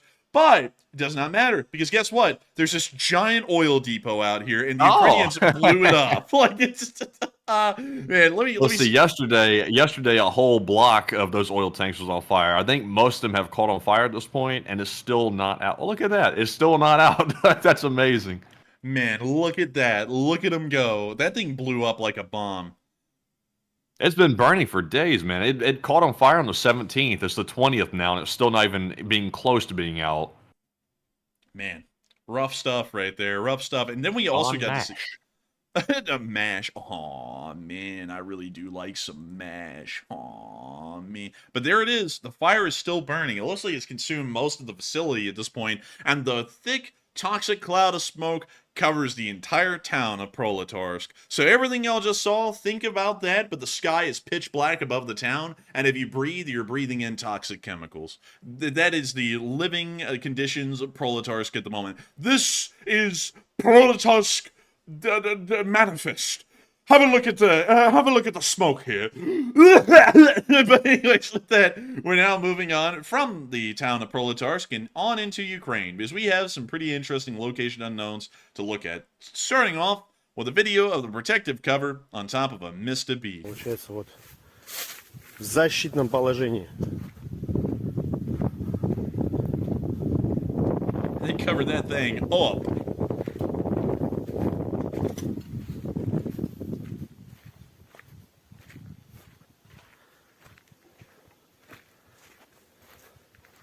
It looks real medieval. It does. They're proud of it. They're really proud of this thing. Ну все, теперь там все видно охеренно. Тут, короче, сделали такие защелки. Надо, чтобы когда палка транспортировалась, надо, чтобы эта стена была защелкнута, иначе это все съебется.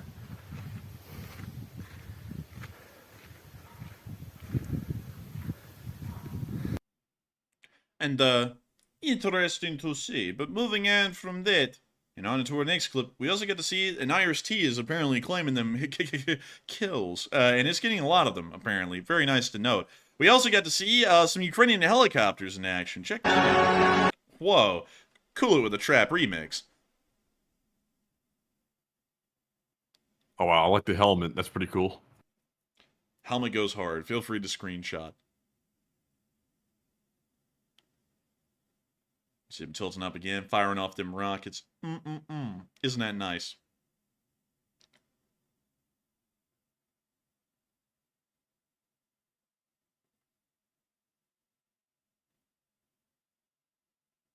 Ah, flying right above the roads. That's pretty cool. Oh, look at that. The school bus fan's back again. I forget that these helicopters have that in it. Man, the Mi-24 and the legend of the school bus fan keeps you cool. It keeps you cool. Keeps you clean. They are still doing that spray and pray tactic with those missiles. Like, I thought they ended that, but they're still doing it. Well, you know, it's one of the most effective ways to use the helicopters these days, and it looks like it is effective, Matthew, because those Russian losses, man, they're high. Oh! Whoa, Jack, 22 Bobcats in a day. Whoa, Jack, I think that's a record. Let's see here. Miss Dusa said, new record, 22 special equipment. That is a big record right there. Look at that. It's a special day for Bobcat losses. It's getting real up in here, and we have 2,885 Bobcats taken out. I love to see it. And also, Paul Campbell said, sit down, Matt. I was already sitting down. Whoa, Jack, it knocked me down. Whoa, but Enforcer, tell us more. 1,330 Russian soldiers were wounded and killed over the past 24 hours, meaning that now the number is 601,800 Russian soldiers wounded and killed, along with 26 APCs, 95 supply trucks, 5 main battle tanks, 52 artillery pieces, 55 drones, 1 MLRS, 1 cruise missile, 1 anti-aircraft system, and 22 Bobcat skid steers. Today was a great day, and you just cannot hide it. But we, of course, have this loon over here, Alan Watts, a very common contributor in the replies to the Kyiv Independence Casualty Report. 20% of the Kursk invaders, about 2,000, were NATO mercenaries trained in the UK. Man, I want whatever this guy is on because he's living in La La Land, loopy little world. Today, 50% of them are dead. Source, I made it up. Those still alive are being surrounded. Source, I made it up. Meanwhile, the Russian army has taken the strategically important Donbass town, New York. I would find that claim to be highly dubious. Killing 585 Ukrainian fighters. Oh, man. Alan Watts. Give it up to Alan Watts, folks. Living in a delusional world never looked worse. But moving on from that, and out of the Casualty Report, it's now time for us to move on into the Vovchansk front, where we did get to see today that the Ukrainians blew up a Shahed drone. Check this out. Oh, we're going to be muting that, but there goes the missile. And? Have you ever wanted to blow up a missile in the sky using another explosive? Well, the Ukrainians have brought out this special thing, and they're going to blow it up right here. Well, why in the hell would you blow up the damn drones when you could just take all the money and give it to someone else or something like that? But anyways, we also got... Shut up. Okay. Wait, hang on, Matthew. I was talking to that guy. I wasn't talking to you. Don't you overtalk me. This is my show. Oh, I'm so sorry, yes, sir. Please don't hurt me. Like, yes, sir. Oh, man. But then we got to see some partisans hitting some Russian armed forces in the Belgrade. Well, actually, yeah, in the Belgrade area. Sorry. I doubted myself there.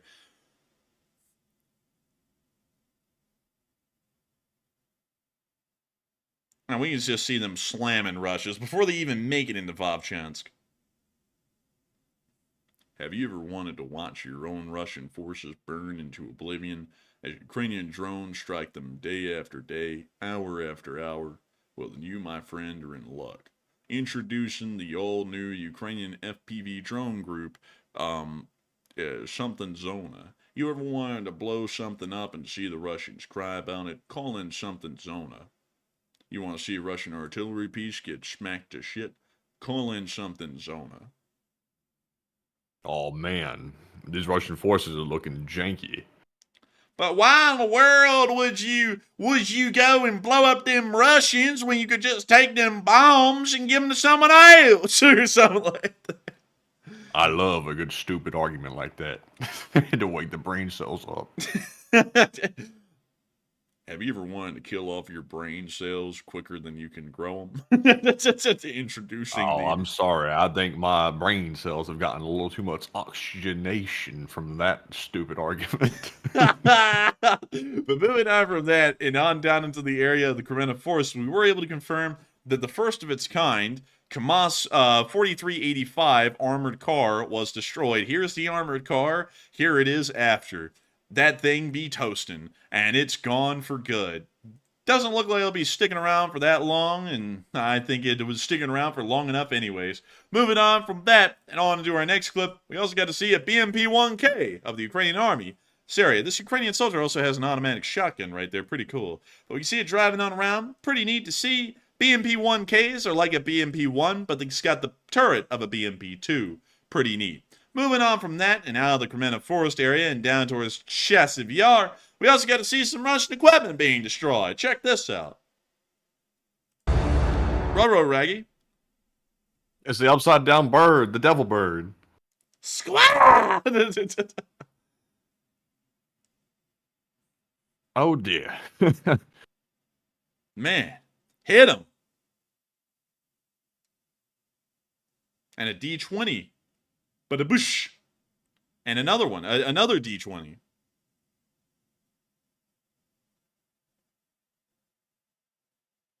Raggy. Look at that boiler. Whoa.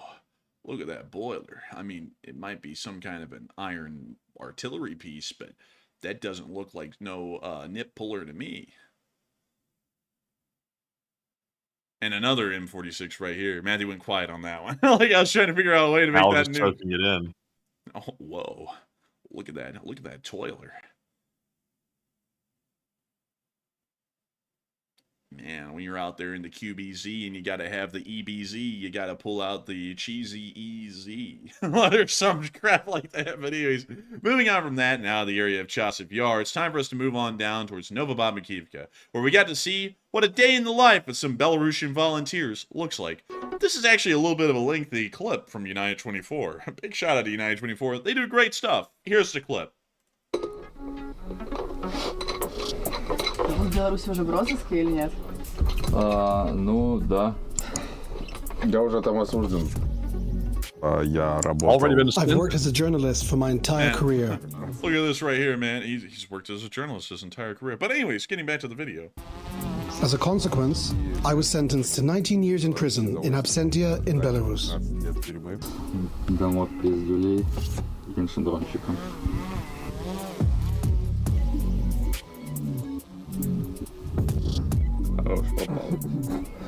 I just felt that if I wouldn't do the best I can, everything I can in this war, in these times, I will regret. I will never forgive me.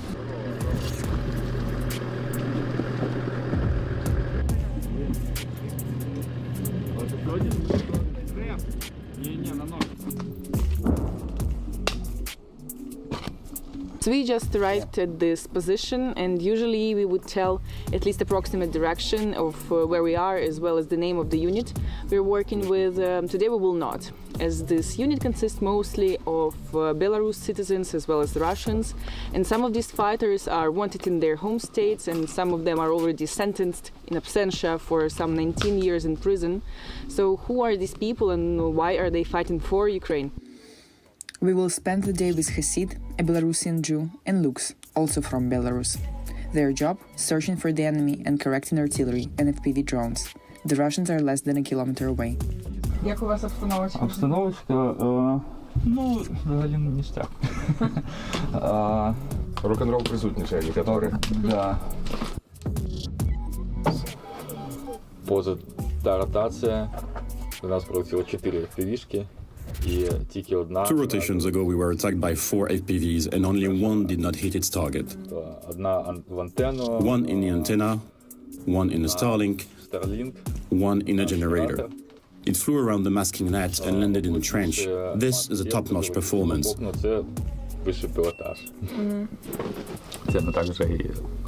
It's not easy to do that at all. In short, we're up against well-equipped and professional guys, no rookies out there.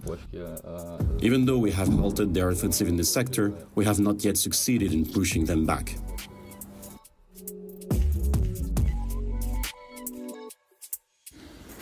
Hasid left Belarus 15 years ago and moved to Kiev. Since then, he pursued a career as a tattooer, becoming one of the most recognized artists in the world. In spring 2024, together with Lux, he volunteered to join the fight. Я до війни збирався стати цивільним пілотом, поки що не склалось, але я все одно літаю.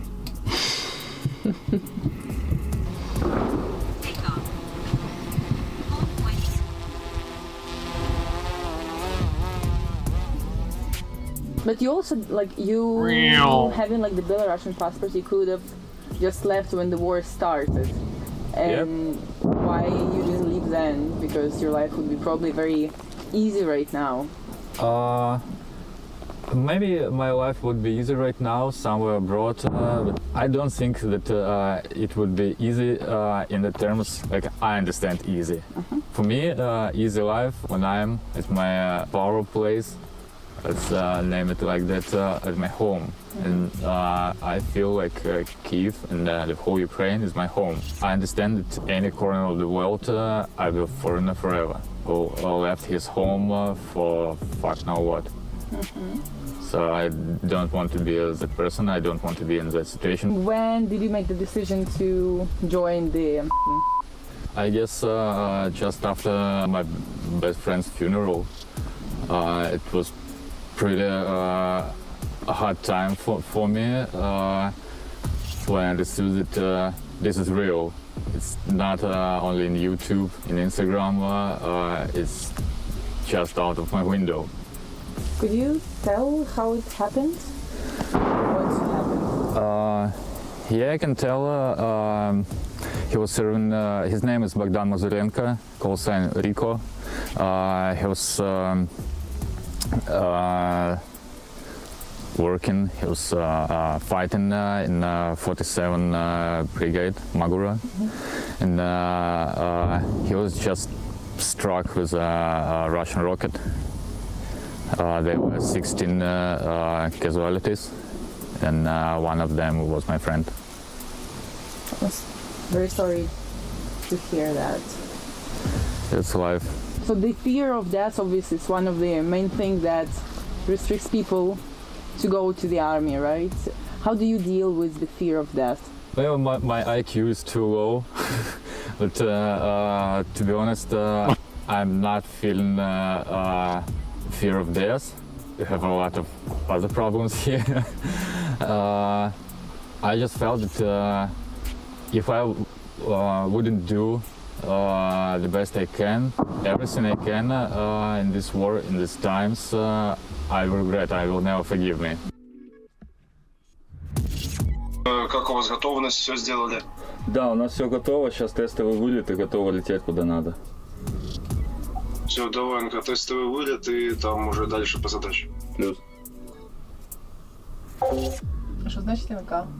Nikita Kravtsov. That's our call sign, the name of our team. It's an abbreviation for Nikita Kravtsov.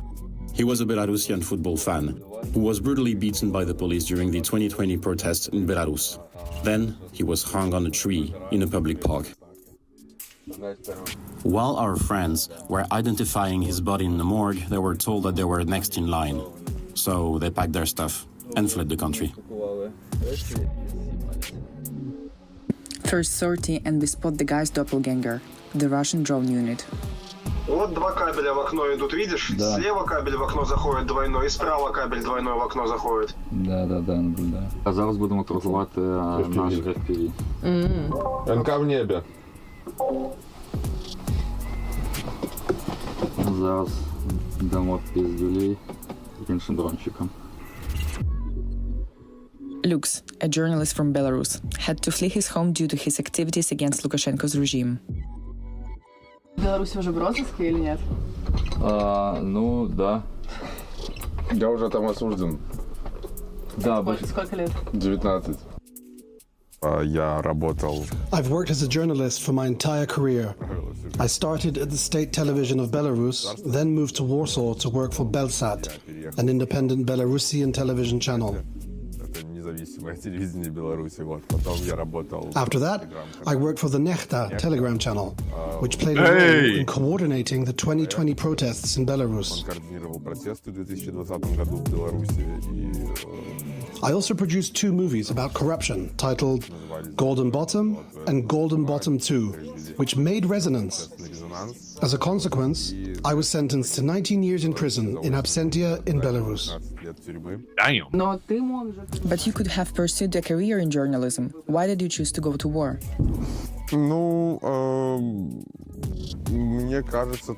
Well, I was interested in journalism as a method of pressure and communication with the authorities. During that time, the projects carried out by Belsat and Nechta helped to create a more open, democratic, and socially acceptable society.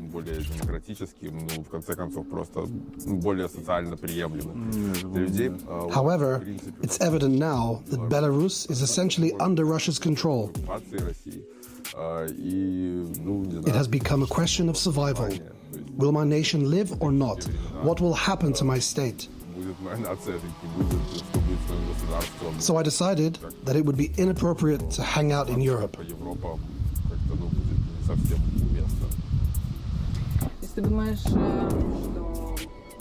So you think that the unit you serve in can give Belarus a chance for a bright future? Well, at least it's a gathering of passionate Belarusians. In my opinion, the most significant thing a person can do is take up arms and risk their life. There are some very determined people here. It's also an opportunity to gain combat experience, which may be useful in the future, either in Belarus or in another location, where there's a need to defend against Russia. It's all about the war for now. В общем, пока что война. While self-proclaimed President Lukashenko openly supports Russia, hundreds of volunteers from Belarus have made their choice to join the fight on the Ukrainian side, proving that this is not just the fight between Ukraine and Russia, but rather between the whole civilized world against evil. Since the moment we recorded this piece, the team had to switch positions twice due to precise enemy strikes. At the moment, the unit is fundraising money to purchase vehicles. To support the guys and help them continue their fight, please follow the link in the comments or scan the QR code on the screen. Man, I can't wait till Golden Bottom 3 comes out. Man, I'm telling you what, man. I heard Golden Bottom. I said, hey, you know, that's kind of interesting. I heard that one time, Matthew, that Golden Bottom thing. It was when Kadyrov saw this particular goat. But anyway, whoa! But anyways, still, it's very interesting to see. Good to know the Belarusian volunteers are out there doing their thing, and also some pretty wild backstories behind them. But of course, they're incredible folks defending Ukrainian freedom, much like every other. And with that, we're now moving on into the area of Hradivka, where we also got to see the Ukrainian army bombing some Russian positions that were just captured recently. Dang, dead on hits. Very nice. And they're letting them have it out here. Whoa, Jack. Slow. And slow, baby, slow. But anyways, with that, that's the end of that clip. Very nice to see. And moving on from that, we also got to see some Ukrainian soldiers posing with the Bradley, part of the 47th Magura. Pretty cool pictures to see. And good to know that the 47th Magura has had nothing but a romance story with the Bradley. But sadly, while we do have some pretty interesting pictures and clips to show from this area, the Russians are continuing to advance towards Pokrovsk, and a mandatory evacuation has been announced today of the city and the 53,000 people living there. So we will see that this area will probably start to turn into a battlefield fairly soon, because a mandatory evacuation does show that the Ukrainians are expecting this direction to end up turning into a battleground at this point. But moving on from that, and on up to Kyiv, it is now time for us to cover the speech from President Volodymyr Zelensky here on day 909 of the war. And so, without further ado, here is the speech. Out in the open, funnily enough. Out in the open. So here it is. I wish you good health. No. Oh, I wish you good health, you fellow Ukrainians. No, we want the real deal. We want a real speech. We want long-lasting speech. And without further ado, here it is. Peach! Бажаю здоров'я, шановні українці, українки. Сьогодні Кропивницький. Щойно було засідання Конгресу місцевих та регіональних влад. Багато питань. Це і підготовка до нашого навчального року в українських школах, і опалювальний сезон, і медицина, фінансові можливості в громадах. Серед головного маємо повністю реалізувати програму укриттів в школах, щоб в новому навчальному році якнайбільше дітей могли піти в школу офлайн. Говорив про це із прем'єр-міністром України, і з міністром освіти. І також були сьогодні питання щодо шкільних автобусів, і це треба вирішити. І саме так, як кажуть в громадах, щоб реально забезпечити транспорт для дітей. І оперативно. Дав відповідні доручення урядовцям. Сьогодні ж тут, у Кропивницькому, а також вчора в Дніпрі. Я говорив також з підприємцями, і дуже важливо зберігати працюючі бізнеси, зберігати робочі місця в Україні. Вдячний за підтримку і релокованих бізнесів. І коли підприємства працюють, громадам легше, і соціальні питання вирішуються швидше.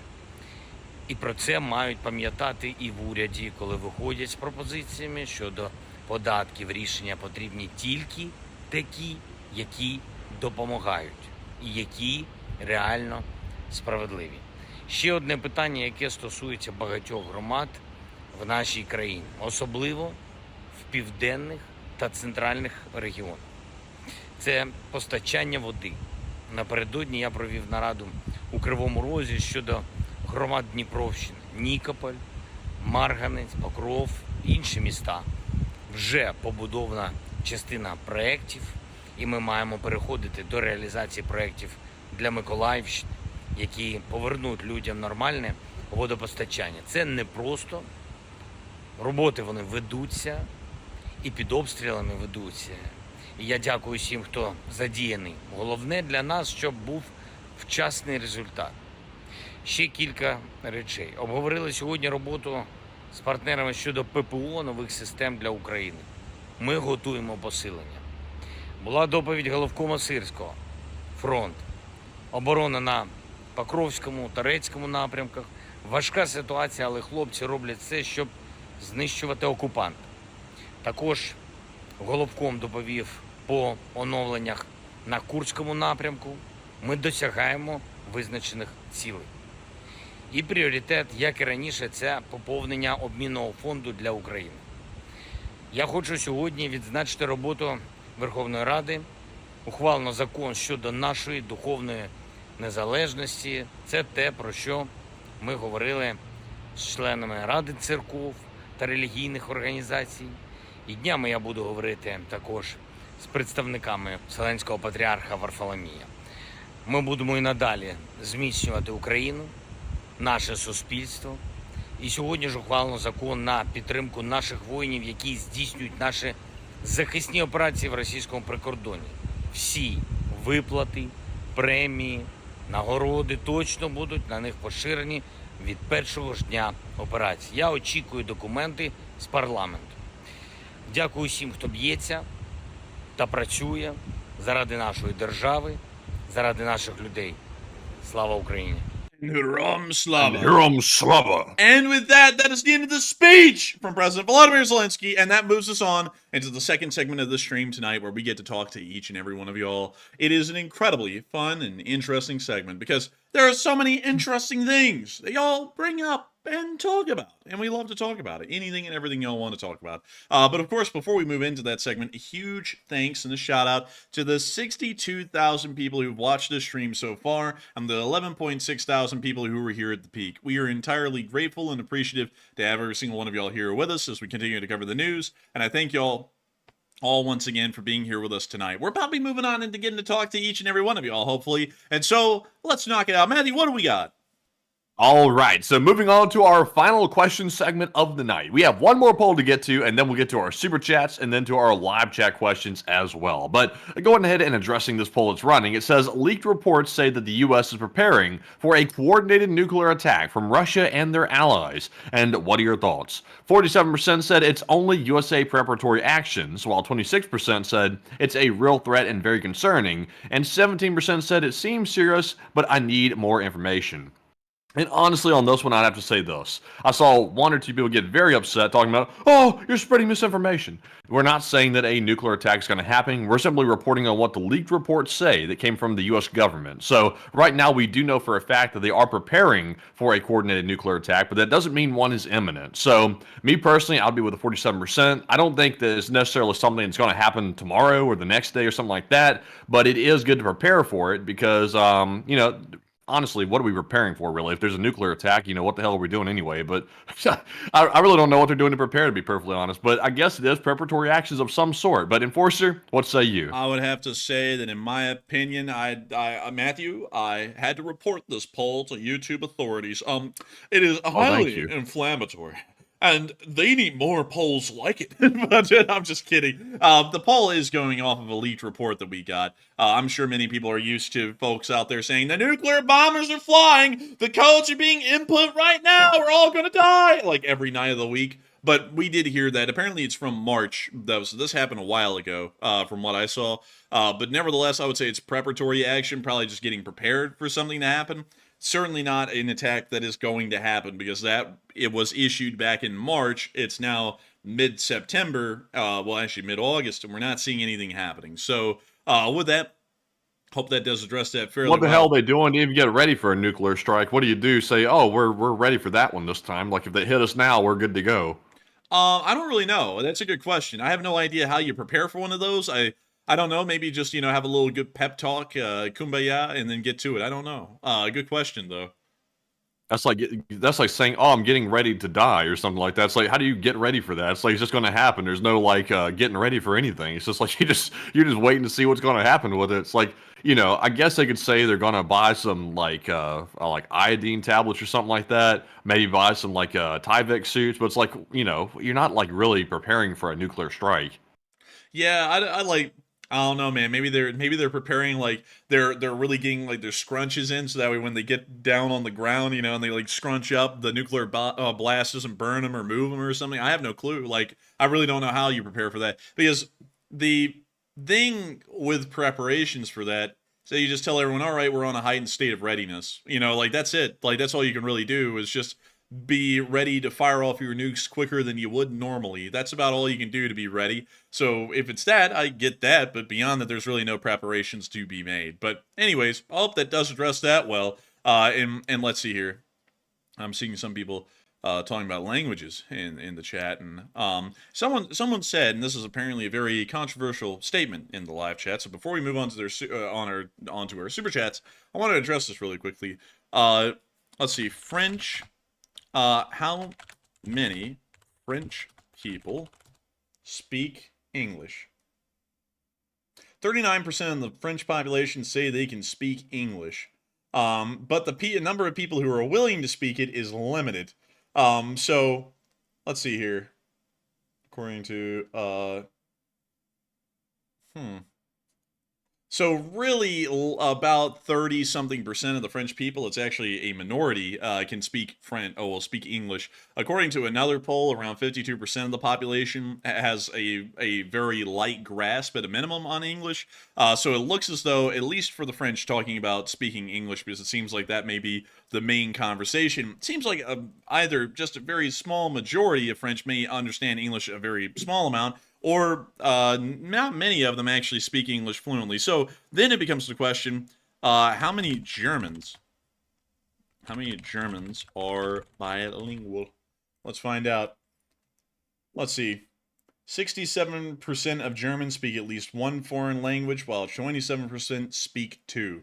So with Germany, it's a bit of a different story, although I kind of had a wider catchment area on that because it's really any language. So most of Germany can speak a second language. We don't know if it's English, but pretty interesting. Pretty interesting indeed. But usually I will say this, as far as I've seen overseas, it is far more common for people overseas outside of America to speak one or more, two or more languages than it is in America. In America, it is entirely English, and then maybe some know Spanish, but not many Americans know Spanish. Like, I technically know Spanish, but it is a very, very, very, very baseline simplistic form, and I wouldn't know much of it. So, with that, more like Spanglish. It's that damn Spanglish. but anyways, with that, I hope that does address that fairly well. And with that, we are now on into them questions. So, Matthew, what do we got? All right, so real quick, I saw Ryan Peacock. He said in the live chat, he said, trained by having you duck under your school desk, which is known to be the only thing to survive. He said the same thing goes for covering your head with a book for added protection, LOL. That's what they should do to prepare. They should buy one school desk per American and give it out to protect them from the nukes. That's better than any Iron Dome system could do for anybody at this point. But anyways, that joke aside, that silly joke there, we're moving on to our Super Chat segment. And up first, we have a very generous $100 donation from Andy L., the channel legend. And thank you very much, Andy, for that support as always. That was actually two $50 supports. And also, let me see here. I think there was a super sticker attached to it. So let me go back and take a peek. It was the YouTube Fox Doge mixture jumping up into fireworks, a little arrangement right there. And also, the other one was the Doge with some more sparklers saying, "You're amazing." And it has some explosions happening next to its feet. But thank you very much, Andy, for that support. And Enforcer, what say you? I would have to say, thank you so much for the massive support, Andy L, and helping this channel to keep on running. That is incredibly kind of you to throw in that kind of support, and we love to see the Fox Doge jumping into the air with bombs blowing up all around it. It seems as though it has blown up the powder magazine, sir, and we're all doomed. But beyond that, I gotta thank you so much once again, Andy L, because if it was not for folks like you who enjoyed this channel enough to support it, we wouldn't be able to be here each and every day covering this news, getting to talk about what's going on, and getting to inform all of y'all about what we found each and every day. It's a very special position that we've been put into. This YouTube channel is actually within, from what I understand, the top 0.5% of YouTube channels in the world in size and viewership. Not a lot of channels get to this size, and it's a very kind of a special and honored position that we're in, that so many people actually appreciate and really like the news we cover. And I gotta thank you all once again for supporting this channel and helping to make it possible, especially you, Andy L, because you do that a lot. Because if it was not for folks like you who regularly supported this channel, we would not be able to make this thing possible every single day. And so with that, I hope that does address that fairly well. And thank you so much once again for that incredible support and helping this channel to keep on running. And with that, we are on to the next one, and thank you so much once again. But before we do, Matthew, I'm seeing that the languages questions the languages talk in the chat's getting heated. So make sure to keep a little bit of an eye on that one, because I'm seeing some people who are getting hostile over something that means nothing. I love to see it. I love to see it. I always love to see it. We bring up something that I feel is just an interesting topical discussion. Always seems like there's at least one person who takes a topical discussion to heart. Love to see it.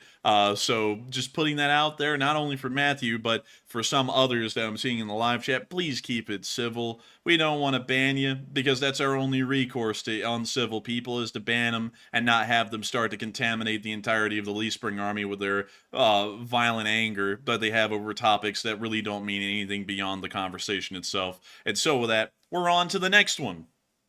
All right, and also by the way, some people were talking about that desk comment about the nukes and stuff like that. Ryan was referring back to the times of old that I did not live through because I wasn't alive, where you crawl under a desk for a nuclear drill and hide under there, and then you also use a textbook to hold over your head to try to protect you from a nuke. Honestly, that was all really sort of like theater to make people feel like they were protected. Because really, obviously, a school desk is not going to protect you from a nuke. And that's just basically what we do today as well. It's a lot of theater to make people feel like, oh, look, if a nuke attack happens, we have some like measures in place to protect you.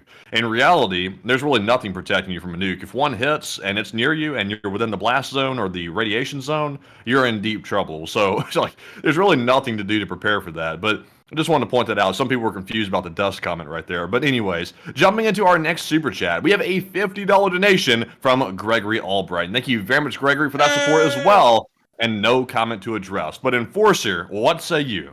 And I gotta thank you so much once again for the support and helping this channel to keep on running. Gregory Albright. You did not throw in a comment, but the support means a lot, and we are greatly appreciative and heavily thankful for it because that support helps this channel to keep on running and rolling each and every day. And if it wasn't for folks like you who enjoyed this channel enough to support it, we wouldn't be able to make this thing possible. And with that, we are on to the next one. In our next super chat here is going to go to Purple Gerbil, the longtime channel legend as well, who puts in a $50 donation. And thank you very much, Purple Gerbil. They said, do you think that the Ukrainians will give up Pokrovsk for gains in Kursk? I don't think they want to, but if it ends up coming down to that kind of a decision, I think they will probably just decide that it's acceptable. They have prioritized Kursk over the Pokrovsk front at the moment for ammunition and reinforcements, which is showing that apparently the Ukrainian commanders have decided that Pokrovsk is less important to hold than it is to try and gain ground in Kursk. And so with that, I hope that does address that.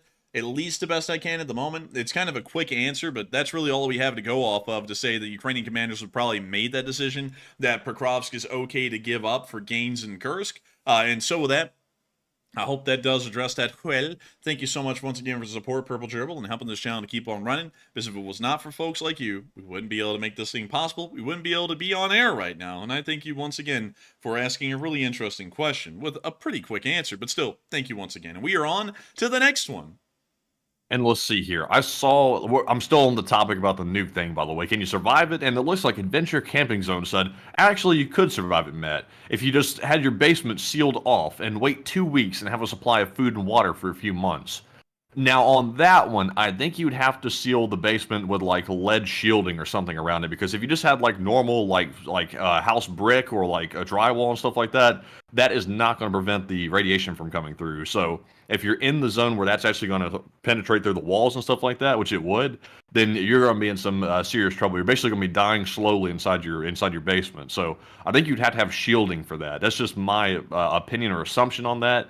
And then your food and stuff would be contaminated as well if you didn't have the shielding, the proper shielding. So if you were wanting to try to like weather out a nuclear strike, you'd really need an underground shelter of some sort that was shielded, and that gets expensive quick, and a lot of people don't have that. So you'd have to go to maybe like a government shelter or something like that if there was one nearby. And I don't think there's a ton of those in the USA, if I'm not mistaken, Enforcer. Yeah, there's not a lot of them. And also another thing that a lot of people don't think about is that if you've ever had a kind of a condition like high blood pressure that requires you to have medications for it, your medications are going to run out. There's no way to resupply them beyond that point. Even if you had a lifetime supply of decades worth of some kind of medication you needed, the ingredients inside of those medications do eventually go inert after several years. So really at that point, you're prolonging the inevitable. If a nuclear war happens, most of the population, about 2/3 of it, if they even survive somehow, are going to end up having their lives greatly shortened in length,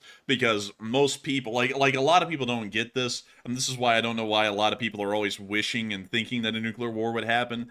2/3 of everyone is going to die within the first 2 years of a nuclear onslaught. And really, a lot of people are only alive today because of the complexities and technological advancement of the modern world we live in. So if it ends up disappearing because of a nuclear holocaust, most people are going to die. There's really no way around that. That's what everyone has predicted. That's what everyone's measured in the world based off of how people live nowadays. Like, no one knows how to grow food. A lot of the ground may be unsuitable for farming. Beyond that point, I know radiation half-life isn't that long on nuclear bombs, but then you have to consider that there may be a nuclear winter, which makes it impossible for there to be enough sunlight to grow crops, or there will be massive amounts of crop failures. Weather cycles could change, a lot could change, and most people will end up dying. So the truth is that not a lot of people would live, and I'll be honest with y'all, I wouldn't want to be one of the people who lived lived through a nuclear holocaust or a nuclear exchange, because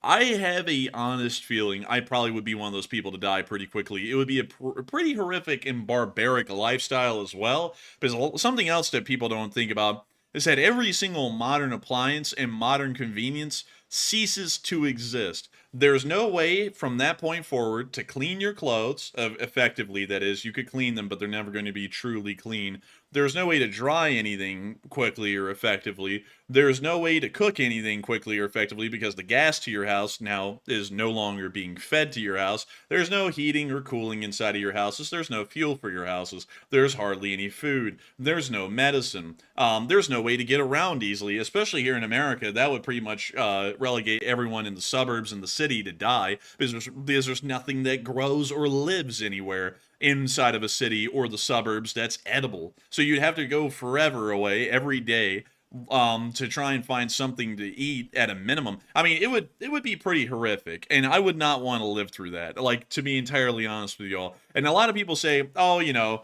it wouldn't be that bad. It would be fine. No, it'd be pretty horrific. And also considering that right now, in the United States, for the country to function, it takes about 350 million people every day to make this nation operate. Considering that there'll only be about 100 million of them loosely scattered throughout the country in about a year's time, most of everything will never function again within the rest of your lifetime. So I would have to say, if a nuclear holocaust happens, it's pretty much over for most everyone. I'm considering that it would probably be over for myself, really.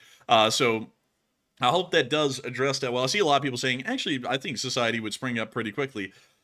Maybe, but it still would be pretty hard. Like, it would be... It would be really difficult to actually explain how hard it is in a very short amount of time. So I'm going to avoid that because it would be like a massive rabbit hole to explain everything that would pretty much cease to function. But with that, I hope that does address that well, at least in my opinion. And we are on to the next one.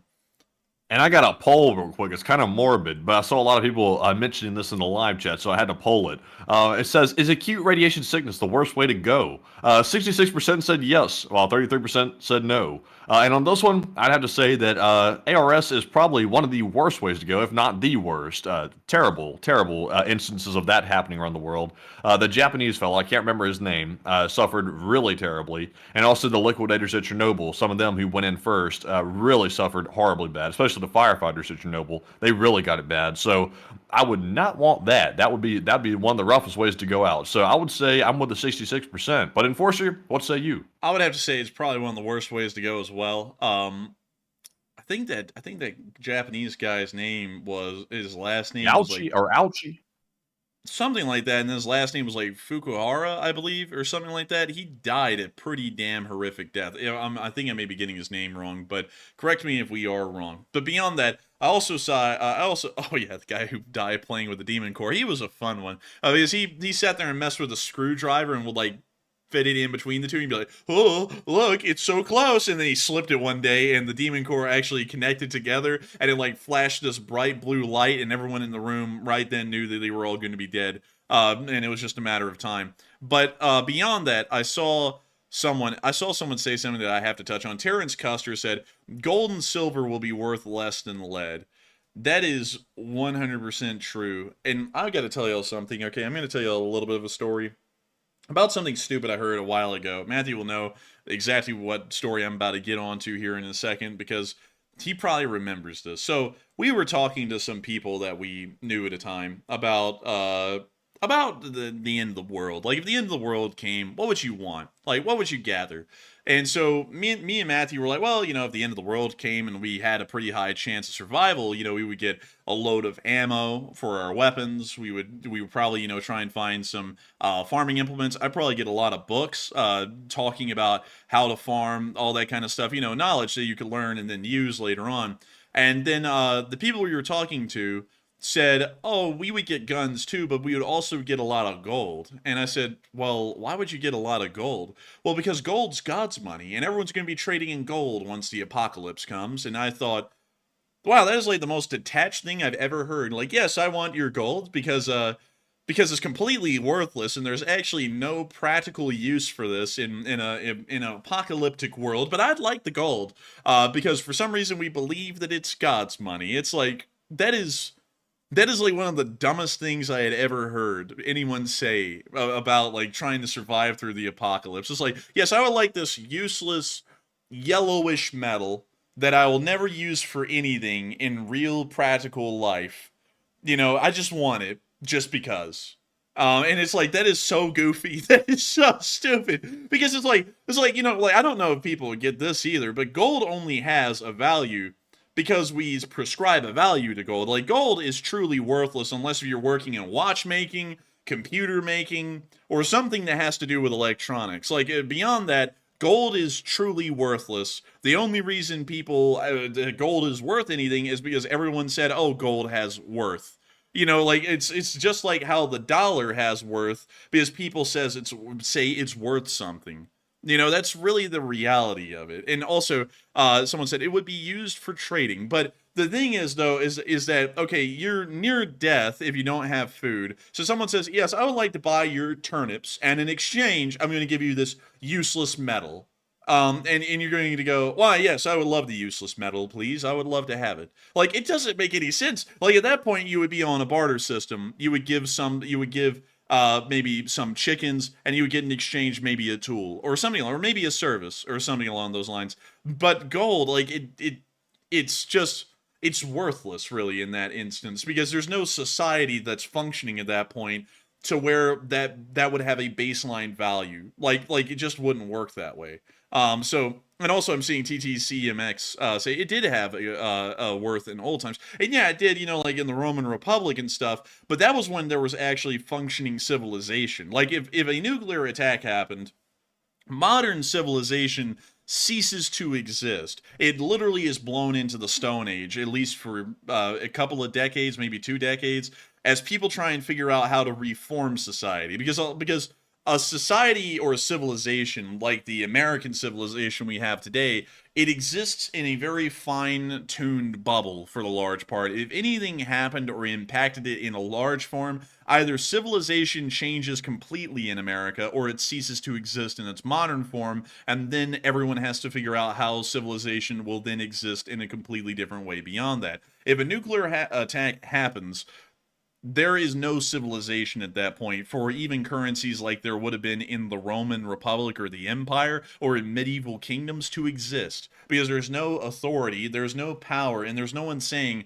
that this is going to be our baseline trading currency. So it means nothing. Because you could sit there and say, well, yes, I'll trade you with gold. And then what do you do with the gold? Like, if the next person along says, well, that's worthless. I can't do anything with that, and it doesn't stop me from starving to death tomorrow because I can't eat gold. Why do I want that? Well, then you're starving to death because no one's going to trade that worthless metal with you at that point. So, you know, that's... Everybody knows you need caps if you want to trade. You need bottle caps, Coca-Cola caps.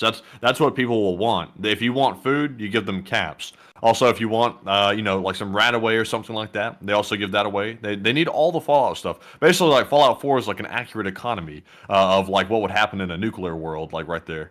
Yeah, that's true. But what I'm trying to what I'm trying to get at for everyone is that gold, like people say gold has value, and then they go back to, well, you know, people back then put value on it.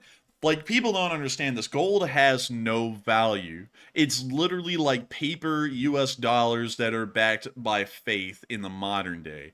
There's no real value to gold. Like, there isn't any. Like, it's ridiculous that people have, like, this thing about gold where it's valuable. Because if you're out there, okay, and you're just in the wilderness, what is that gold going to do for you? It's as useless as a paper dollar at that point. There's nothing that you can do with that gold that will mean anything. Like a tool or seeds or something usable has more value and worth at that moment than a piece of gold. It makes no sense to want gold in an apocalypse because who in the world is going... Go ahead. I was about to say here real quick, I saw a really good question from Norman Alzen real quick. It said, so what one gun would you take with you if this happened, like a apocalyptic situation like this? The guns and bullets. Now, honestly, like seriously speaking, that would be an economy of its own, like right there. Gold would mean pretty much nothing because gold is worthless. It has no real like use or anything like that. But the bullets and guns, that would obviously have a use because protection, getting food and things like that. But if I had to choose one gun to take with me, it would probably honestly be a 22 long rifle because the ammunition is really easy to come by. It's cheap to procure, and it will kill small game and stuff like that if you need to build to survive. But if you could also pick a second option, I would pick probably just a 5.56 AR because that's a very common round that a lot of people have. I would not pick like the Honey Badger or something like that. It takes 300 black because that round is rare and also it's very expensive. So basically, it comes down to what is the most mass available thing that most people have, and also which one's probably the lightest because that's a good survival gun, a light one. But Enforcer, what about you though? Really quickly though, before I answer that, I see a couple of people going, "Oh my God, you're so dumb. Google what gold is used for. It's useful." Let me move over here really quickly to this, man. Remember, we're talking about a post-apocalyptic world where most of all of modern civilization has been destroyed or has collapsed, and it's having to be rebuilt from the ground up. So what is gold used for? Let's see here. Jewelry. I don't really think jewelry is going to be the top priority when you can't even figure out what to eat because there's not really a lot to eat out there anymore. I think jewelry is going to be a little bit of a tough sale. Finances. Considering that the modern banking system and pretty much all economics have ceased to exist post-apocalypse, don't really think finances is going to be that important. Electronics. You gonna open up TSMC post-apocalyptic style? I doubt it. So that's pretty much useless as well. You building a plane after the entire world has been blown to smithereens in the northern hemisphere? I'm doubting it. So gold doesn't really have a use there. You making medicines? What are you in China now? You're going to make a pill, like, or are you going to do some dentistry? No, you're not going to be using it for that. And then also used in photography, colored coating for glass, infrared shielding, and electroplating industries. Highly doubt that in a post-apocalyptic world where you're just trying to find food, any of this stuff is going to be useful. Just putting that out there. Gold has a prescribed worth to it, just like the US dollar. I find it really goofy when people say gold has real value, because it has no value beyond what society and civilization has prescribed to it over the years. It was literally the first faith-backed currency in the world, because, like, if you sit there and you have a piece of gold and you just drop it on the ground, it's not like that gold is going to morph into a Lamborghini or food or a house. It literally is as worthless as anything else. It's just a shiny looking rock, which has no value beyond it being a shiny looking piece of metal. That's it. So I would have to be honest with you. Yeah, in a post-apocalyptic setting, gold has absolutely no value. It is literally just like a US dollar at that point. Why in the world would anyone want it? It doesn't help them to survive another day, so why in the world would you need it? And also someone said, It seems like it'd be a big billboard board basically for "come rob me," because if you're running around with gold in the apocalyptic world, that must indicate that you had some type of wealth pre-apocalypse, and people are going to know, let's go find where they live because we're going to go rob them of everything they've got, including their food and all their supplies and stuff, because typically you wouldn't hoard gold unless you were like a prepper or something like that, or you thought that it was going to help you out sort of nonsensically in some type of bad scenario, which it really won't, like in a nuclear scenario. So it's basically like, bringing out some gold is like saying, "come rob me," basically. Yeah, and also, let's see here. Some people are saying gold had value since the beginning of time.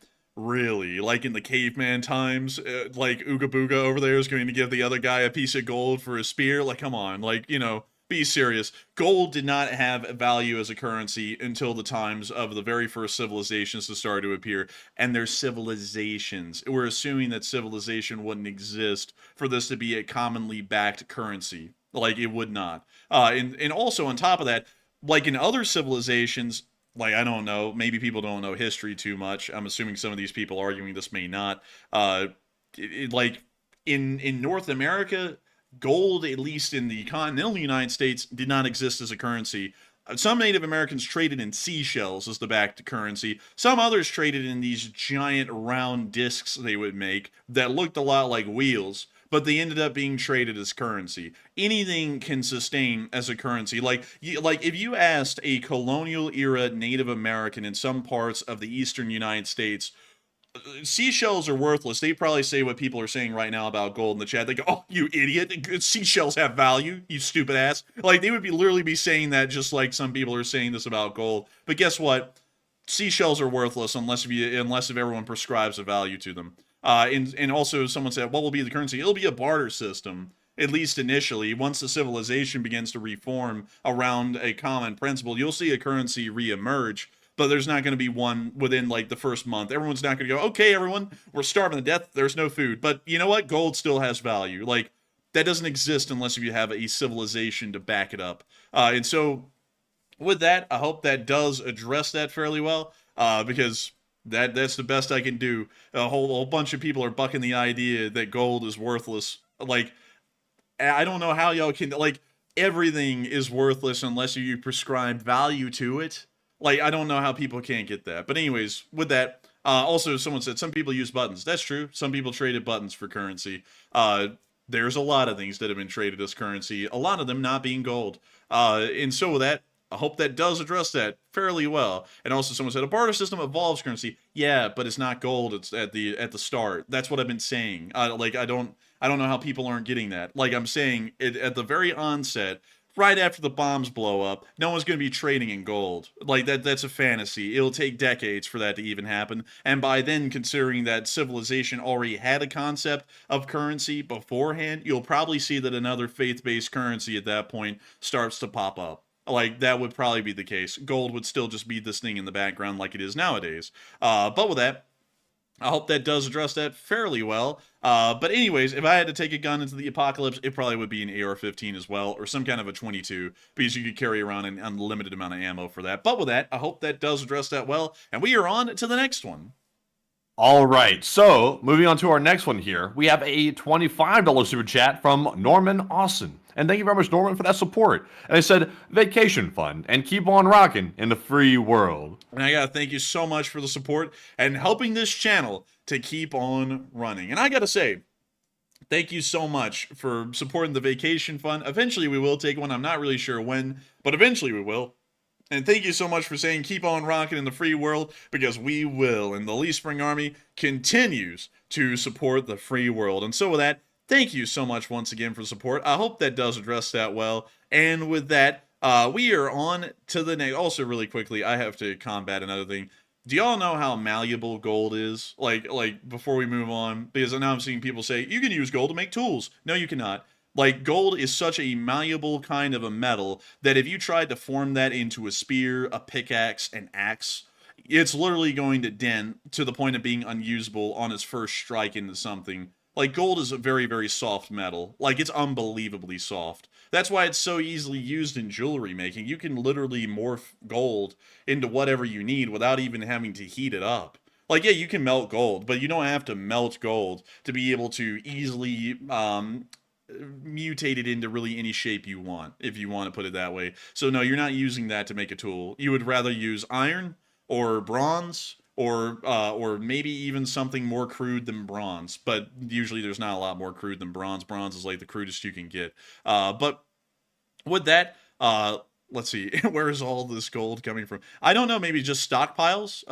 You know, it's like, I don't know. And let's see, why should high technology that uses gold disappear? Because there's no electricity. That's probably the number one thing, is that all the high technology that exists that uses gold right now is running on the electrical grid like this computer. And if there is no power plant, how in the world are you running a high-tech piece of equipment? Because there's no electricity in that system. So, yep, gold pretty much ends up losing all of its worthfulness pretty quickly. And if every single major city in the United States is nuked, which is pretty much where every single major airport is, and every single major aerospace industry, I don't think gold is going to be useful in the aerospace industry anymore, because there is no aerospace industry. People have more important things to focus on, like living tomorrow. You know, that's kind of how the world worked. That's kind of how the world always worked. But with that, we're on to the next one. All right, so real quick, we have a poll running right here. I said, what would be the most valuable currency in a post-apocalyptic world? 63%, the majority, said food, water, and supplies, while 21% said firearm ammo, 11% said medications, and a whopping 5% said gold and valuable metal. And I would personally say, honestly, I'm with the 21%. I think firearm ammo would probably be the most valuable because in a post-apocalyptic world, people are not really going to care about breaking laws or following laws whatsoever. They're not going to care about that at all. So if you have ammo, you have the ability to protect yourself, and you also have the ability to go rob people as well. So with the way it'd be working with how ruthless people would get, they'd probably want ammo, and that's probably what would be the most valuable currency in that type of world. But Enforcer, what say you? I would have to say every single one of them but gold like would be a currency because it's a barter system. So it's not like there's like a thing where everyone goes, okay, this is the only thing that can be traded for other things. Like you could go, I'll give you 10 bullets for shoes. You know, like you could do something like that. Like you could trade anything for anything, but it actually has to have real value.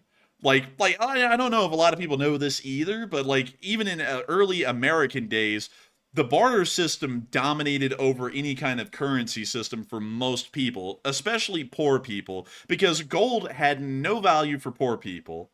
Gold was something that wealthier middle class, if there even was a middle class at this point in history I'm talking about, or upper class people dealt in. Poor people wanted things they could use right now that helped them to live, like shoes, like food, like housing, like maybe some services like helping to re-shingle or tar a roof, or something along those lines. You're not going to see poor people going, why, yes, I will give up these chickens which I could eat and help myself to live and breathe tomorrow for a piece of gold that I can't eat and I can't use as a tool. It's literally worthless beyond it being an item, an object. And so I would say everything but gold would be tradable, because let's just go through them. Food, water, and supplies, you would be trading those because people want to eat, and people also want to be able to find a way to have shelter, or at least find a way to have more food and more water in the future. So those would obviously be traded a great deal, because they're commodities everyone's going to need on a daily basis. Firearm ammo, some a good amount of people might need as well. Either for defense, either for hunting, but it will be for something. And so that would be traded as well. Medications and healthcare, crazily enough, a lot of people would trade a load for medications. Medications would be in short supply. Most wouldn't be manufactured probably for decades again. And so a lot of people would be wanting to trade for the few medications that were left for the kind of medical conditions that they had. And so those would be traded as well. Probably very valuable, actually, considering a lot of people would probably die without certain kinds of medications. Gold and valuable metals, there is literally no application in a survival kind of a mindset for gold and precious metals. It's literally worthless, like, at that point. And so I hope that does address that fairly. Oh, also, by the way, I want to clarify something real quick.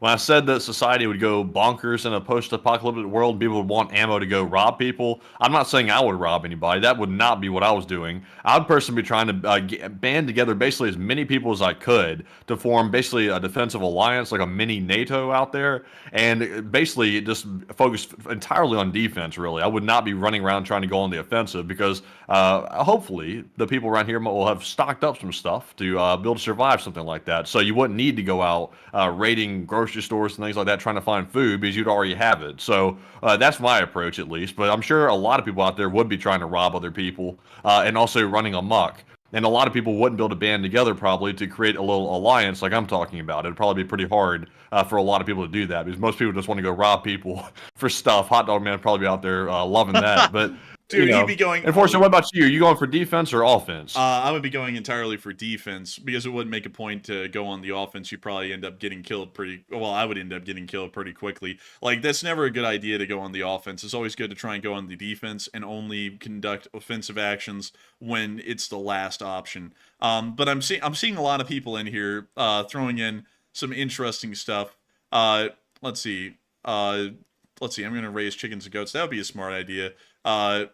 And someone said gold would be laughable. That's what I'm saying. Like, and also I saw so many people saying this in the chat. They were like, yes, I would die without my medicine, like insulin or some other kind of medication. So this is what really blew my mind a second ago, is that some people were saying, why, yes, gold would be valuable. And like, for y'all, like the people who have to have medications to survive, their mindset, these people's mindset who are saying gold is more valuable than anything and it can be traded for anything, is that someone would go, oh yeah, you know, I need insulin to live, but you know what? I think I'm going to take that gold nugget instead because that gold nugget is more valuable. It's like, if you die because you don't have insulin, is gold really that important considering you'll be dead if you don't have the insulin instead? It's like, so the insulin takes on far more value because it's practical value. Like, you're trading for something that you actually have to have. You don't have to have gold. You could just have stuff. Like anything. You could have bullets, you could have food, you could have canned food. Hell, you could just have random stuff like backpacks or shoes or clothes. Clothes at that point are more valuable than gold because guess what? If it gets cold and you're freezing to death, is the gold nugget going to keep you warm? No. Is the nice jacket going to keep you warm? Yeah, the nice jacket would keep you warm. So at that point, the gold is less valuable than a jacket. So how valuable is it? If you're starving to death and someone came up to you and said, hey, would you rather have this gold nugget or this can of tomato soup? I'm feeling like people are going to pick the can of tomato soup instead of the gold nugget. So now the gold nugget is worth less than a can of tomato soup. Because because that thing doesn't help you live. Like if you're focused on just trying to live, the gold nugget is worthless. Like the gold nugget or gold in general and its value is just prescribed by society. Just like a dollar is worth something today, after a nuclear apocalypse, dollar's worth nothing. Because who in the world's going to go, why, yeah, that dollar actually has value? Like, where in the hell is the U.S. government or the Fed or any of the banks that backed the value of the dollar before on the trust-based system? They're all gone. They all just got obliterated. So why in the world would anyone care about getting $5? Especially when they're not even living. But you will care about the petrodollar. That's where if you have petrodollars, you'll become very wealthy. And also, if you have that esoteric mindset, you'll also be able to live longer.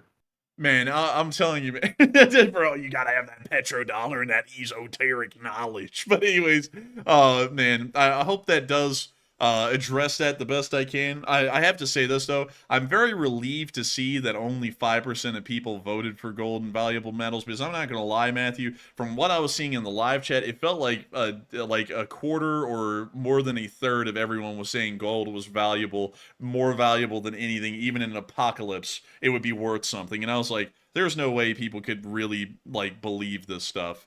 Like, I was like, man, it's just getting, you know, every time I've heard anybody say, oh, gold is going to be the savior if something happens or something like that. I'm like, every time I hear that, I'm just like, that makes zero sense. I won't ever really, like, make a big deal about it. I'm like, if it makes you feel better to hoard some gold, then go for it. But in reality, though, it's like, for being, like, logical and intelligent, it's like, the gold's not going to help you at all. And also pretending like you can just stockpile gold and not worry about anything else. It's like, that's just a really, like, stupid approach to it. It's like, if you're going to stockpile something, stockpile, like, beans or something like that. It's going to last a long time, like dried beans or something. And also, it's a hell of a lot cheaper than gold, and it's going to help you out a lot more. It's like, don't go hoard, like, some metal that's worthless. And also, if you have to take off, let's say you have to take off from your house for some reason, like bug out or something, you're not going to haul the gold with you. If you did, you'd be an idiot, because it's going to slow you down and it's going to get you killed.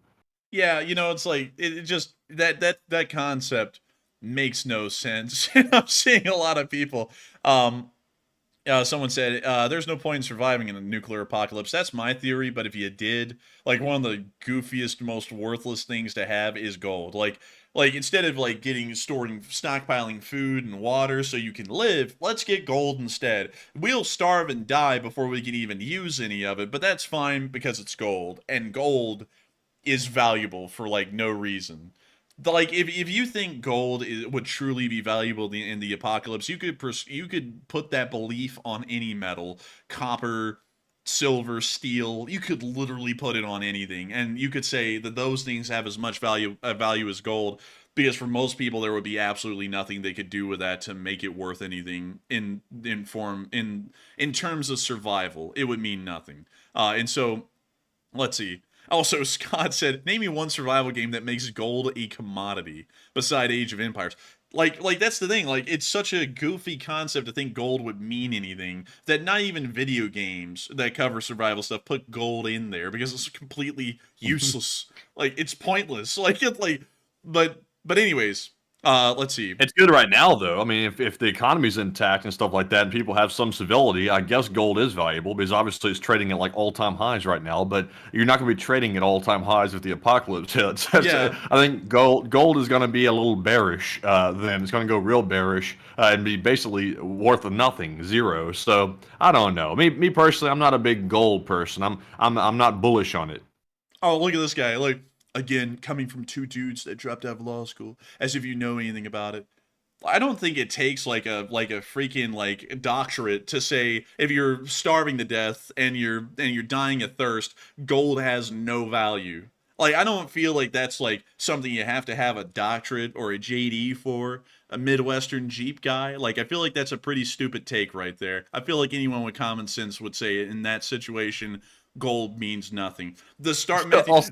Also, if you believe so much in it and stuff like that, which is fine. If you want to believe gold has value, I'm not going to bash you for like thinking that. I personally don't think it makes any sense, but I mean, go for it if you want. But at the same time, when someone gets that defensive over it, they realize, oh crap, like that actually does seem a little bit silly, like really, and they get defensive, like, wait a minute, don't talk about my gold. It's like we're just telling the truth. Matthew, the people stranded in the desert in America when their car breaks down and they're walking down Death Valley and it's like 120 and they're dying. They're like, oh, if only I could have food and water to try and walk a little bit farther and make it to safety. No, screw that. I need a gold bar right now. That would be perfect. Yes, a gold bar. That would fix all my problems. Like if you think about it like that, it is the stupidest line of logic I've ever heard. That's like, yes, I would love 10, I wish Mr. Beast, not the Mr. Beast from now, but the Mr. Beast from like 2 months ago would come down from the sky and give me $10,000. Like, I can't spend it or use it on anything, and I'm about to drop dead from heat stroke, but $10,000 would fix the problem I'm in. Like, that's the kind of logic right there that I'm not getting. And like, it's crazy to me to see people get so violent about that. You know, it's like, you remember that? You remember that? What's it called? Twilight Zone episode. The guy was walking through the desert and stuff like that, and he had all that gold, and the guy had the water, and he kept saying, "1 drink of water, one bar of gold." Yeah, and he kept giving away all the gold and stuff like that for the water. It's like that was as simple as they can make it. It was like the children's cartoon episode for why you should not hoard gold in a bad scenario where like you're out of all options. Do not hoard the gold because you'll simply trade it for pretty much anything at that point. It's worthless, and nobody's going to want it because they're not going to trade their water for gold. But that guy did, was just stupid and the Twilight Zone thing. But anyways, we've rabbit holed a ton on this, man. We got to move on. Yeah, and so with that, I hope we addressed that well. That's the last time we're going to be able to touch on that, thank God. But with that, we're on to the next one. All right, and our next super chat here is going to go to Sean Heaton, who puts in a $20 donation, and thank you very much, Sean, for that support. He said, thank you both, and anyone else behind the scenes, and feel better. And it's actually just us, Sean. It's just us two, so it's the whole show right here. But thank you very much for the kind words. And I got to thank you so much for the support, Sean Heaton, and that's crazy to think, Sean, that some people actually do think there's others behind the scenes, because we do, I guess, that much work. It looks like this is maybe an entire production. It's actually just Matthew and me. And so with that, thank you so much once again for the support and helping this channel to keep on running. It is folks like you who help to make this thing possible. And I got to thank you greatly for the support. And thank you so much for telling Matthew to get better. He is better, and things are back to normal. And so with that, thank you once again. And we're on to the next one. And our next one here goes to Waba, who puts in a $20 donation. Thank you, Waba, as well, for that support. He said, coffee and tacos fine. Oh, I'm telling you what, that sounds like a bad combo. I'm not going to lie. Coffee and, like, Taco Bell tacos? Ooh, yikes. But thank you very much, Waba. Thank you very much, Waba, for that support. And I will take coffee and tacos separately in two separate funds. Two chair. But Enforcer, what say you? Man, I think that's a new FSB assassination tactic right there. It's coffee and tacos. It's like, man, they're trying to really get you then. But still, thank you so much once again for the support and helping this channel to keep on running. And I gotta say, thank you for the support to the coffee and tacos fund. I think it's a one-way step to death, but I'll still take it. And so I thank you once again, and we are on to the next one. All right, and our next one here goes to LangDog89, who puts in a $20 donation, and thank you very much, Lang, for that support. They said thank you and keep up the fight. And my questions are: the people of Venezuela are still protesting? ? And sorry if I'm a bit off topic, also, and Slava Ukraine. Oh no, this is the question segment. You can be off topic all you want. From what I know, most of the protests have been put down at this point, and Maduro's back to doing his crazy rants in front of the public and like state addresses and stuff. So from what I know, they've been put down, sadly. But still, I hope that does address that well. No problem with being off topic. That's what the question segment's for, and I thank you so much for asking a pretty interesting question. And also, thank you so much for the support, and thank you for wanting us to keep up the good fight, because it is folks like you who help us to be able to keep up the good fight and keep this thing rolling. And so with that, I hope that does address that well, and thank you once again for helping this channel to keep on running. And with that, we are on to the next one. All right, and our next super chat here goes to Sully Canuck, who puts in a $20 donation. And thank you very much, Sully, for your support as well. He said, for your vacation to Canada. Oh my goodness, I've never been on vacation to Canada, Sully Canuck. I've never been there.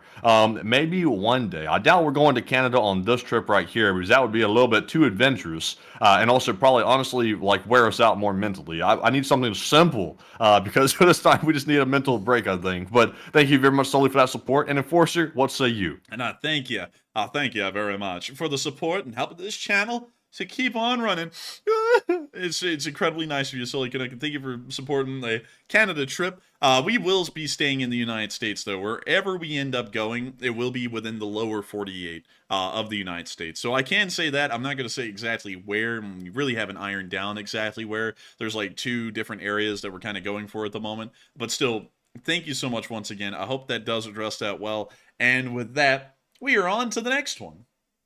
And our next one here goes to Boulder Boy, who puts in a $20 donation as well. And thank you very much, Boulder Boy, for supporting the channel. And you're also a longtime channel legend, and we appreciate it very much. And they said vacation fund and take a few days to have some fun. And thank you so much for the support, actually, Boulder Boy. Sorry, I misread that. But still, thank you so much for the support, Boulder Boy. And thank you so much for wanting us to take a few days to have fun. That's kind of the goal. I hope that we can have a lot of fun, because while I'll tell y'all this as well a little bit, things with running the channel, they get a little tiresome. Like I went over that a little while ago about how I love doing this, but it is starting to get a little bit tiresome because we end up doing it so much, and sometimes too much of a good thing can be a bad thing, you know, kind of like running this channel. But there's been some things behind the scenes, at least on my personal end, that have really been wearing me down a lot more than anything else really lately. Really has to do with dealing with things in my personal life. Like I don't know if it affects Matthew the same way, what I'm talking about. I'm not going to get into too much detail because it's kind of personal stuff, but it's kind of been wearing me down lately, where I kind of just want to, you know, kind of go off and go do something really fun, like something really, really focused on me just having a good deal of fun, really getting to enjoy something, and then come back and get right back to doing what I'm doing. Like that's kind of really one of the big reasons why. And I would go into it a little bit more on stream, but it's kind of more of like it's kind of more like a personal thing, to the point I really don't want to talk too much about it. Like, of course, some people are gonna be like, "What, did you like get shot or something?" No, I did like nothing like bad or criminal happened. Didn't get shot. But like nothing like bad or criminals happening. It's not like I'm dying of like some kind of terminal cancer. I hope I'm not. Like I really hope I'm not. But and also, no, I haven't been told that I'm sick with anything or anything like that. Just want to make that clear. Like nothing bad is going on where like it's like terrible in like that direction. It's just things in the background that we deal with, and it started to wear me down to the point that I'm getting a little bit like my patience behind the scenes with some things is wearing really, really thin. That's probably the best way I can put it. And so I'm like, you know, maybe I need to step away for a little while, go do something enjoyable, and then come back and I'll be recharged and ready to go. I think that's the best way I can put it. And to narrow it down a little bit more, it has to deal with some of the people that we've had to end up dealing with here in our own personal lives, not in our family, it's more so outside of that. But it's gotten to where it's just like, I'd be damned. It's just like I need to take a step away and just go and do something else. But anyways, with that, I hope that does address that the best I can. Thank you so much once again for support. And with that, we are on to the next one. All right, and the next one here goes to Charlie Hernandez once again. He throws in a 20 this time, and thank you very much, Charlie, for that support. And also, this is his third support of the night, so huge shout out to you, Charlie, for that, and we appreciate it. He said, here's to the LSA, and salute, and cheers. He said, such beautiful energy throughout the thread of comments, and never have I seen such a strong, positive energy within a community. He said, it really hits deep down in the heart. He said, LSA and Ura. And yes, the LSA is a very, very good community indeed. Everybody that comes here says that, so I know it is definitely the truth. And also, Charlie, we're glad to have you. And Enforcer, what say you? I gotta say, a huge thanks to you for the support, Charlie Hernandez, and helping this channel to keep on running. And here is to the LSA, the greatest, most incredible community that has ever existed on the internet. It is a wonderful place filled with incredible people, incredibly interesting people who have a load of knowledge and intelligence. A lot of them share a load of their life stories sometimes here in the channel, and it's always interesting to hear them. It's the best community the internet over. I think it's truly one of the most incredible ones, and I got to thank you so much for the support and helping this channel to keep on running, because if it was not for folks like you, we wouldn't be able to keep this thing running. And so a huge thanks to you so much once again. Thank you so much for really enjoying it as well, Charlie. And of course, Ura, and long live the Lee Spring Army. And the Lee Spring Army will never die. And with that, we are on to the next one. And the next one goes to Butchie777, who puts in a $20 donation. And thank you, Butchie, as well for that support. Longtime channel legend, by the way. Hey! They said, if the Ukrainians fitted Jericho trumpets to their kamikaze drones for that retro Kursk vibe, it might give the Germans the incentive to get in on the action again and give them the Taurus missiles. LSA. Man, you know, if they put the Stuka sirens on the drones, I think that German guy who's analyzing the Battle of Kursk right now in the German army, he's going to get way too excited. He's going to be like, and they're moving to the schläg mal Leichmann. You're like, whoa, like, whoa, not like, whoa. Like, but still, that would be pretty funny. That's a pretty funny joke. But still, thank you so much once again for support and helping this channel to keep on running, because it is folks like you who help to keep this channel running. And thank you so much once again for throwing in a pretty funny joke. I like it. And so with that, we are on to the next one. And this one goes to AMX10 Speedy Bang Bang, who puts in a $10 donation. And thank you very much, AMX10, as well, for that support. They said, we talk about the Russian manpower surrounded, and it's the captures and loot Russian equipment and vehicles that Putin is seething about. And I would agree, AMX10 Speedy Bang Bang. It really is a lot of the equipment that is irreplaceable. Like, the Russians can find more people, like, of very low quality, like they already have. But the vehicles are largely irreplaceable, at least in the numbers they're being captured at the moment. And so I would agree with that completely, AMX10 Speedy Bang Bang. I really think it's both.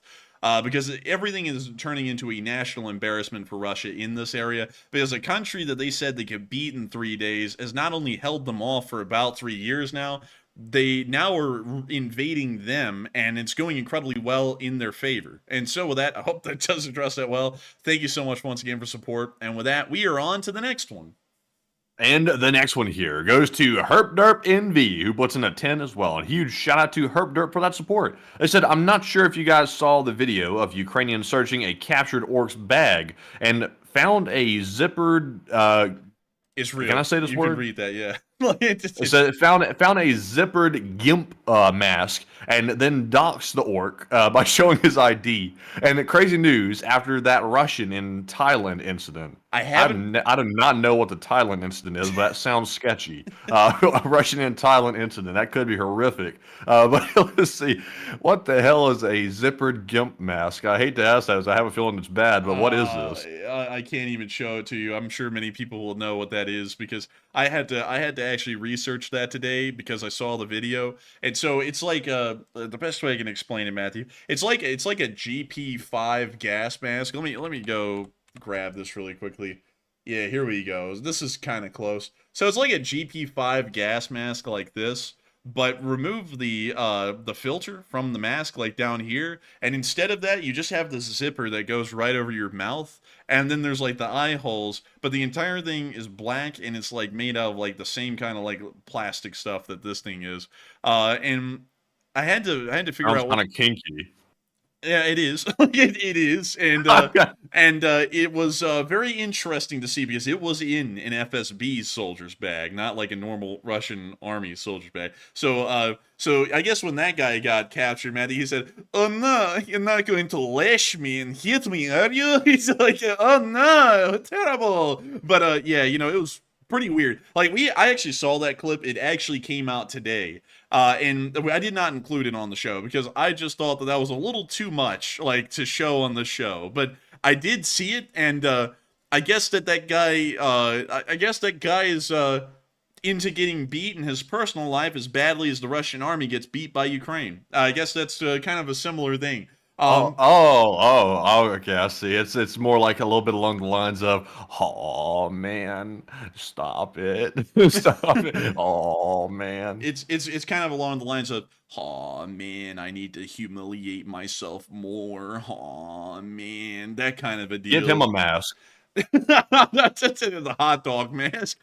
Oh man, this thing smells like a grease trap. Oh man. Oh man. But anyways, with that, I hope that does address that well. Thank you so much for the support, Herb Durbin V, and helping this channel to keep on running. And with that, we are on to the next one.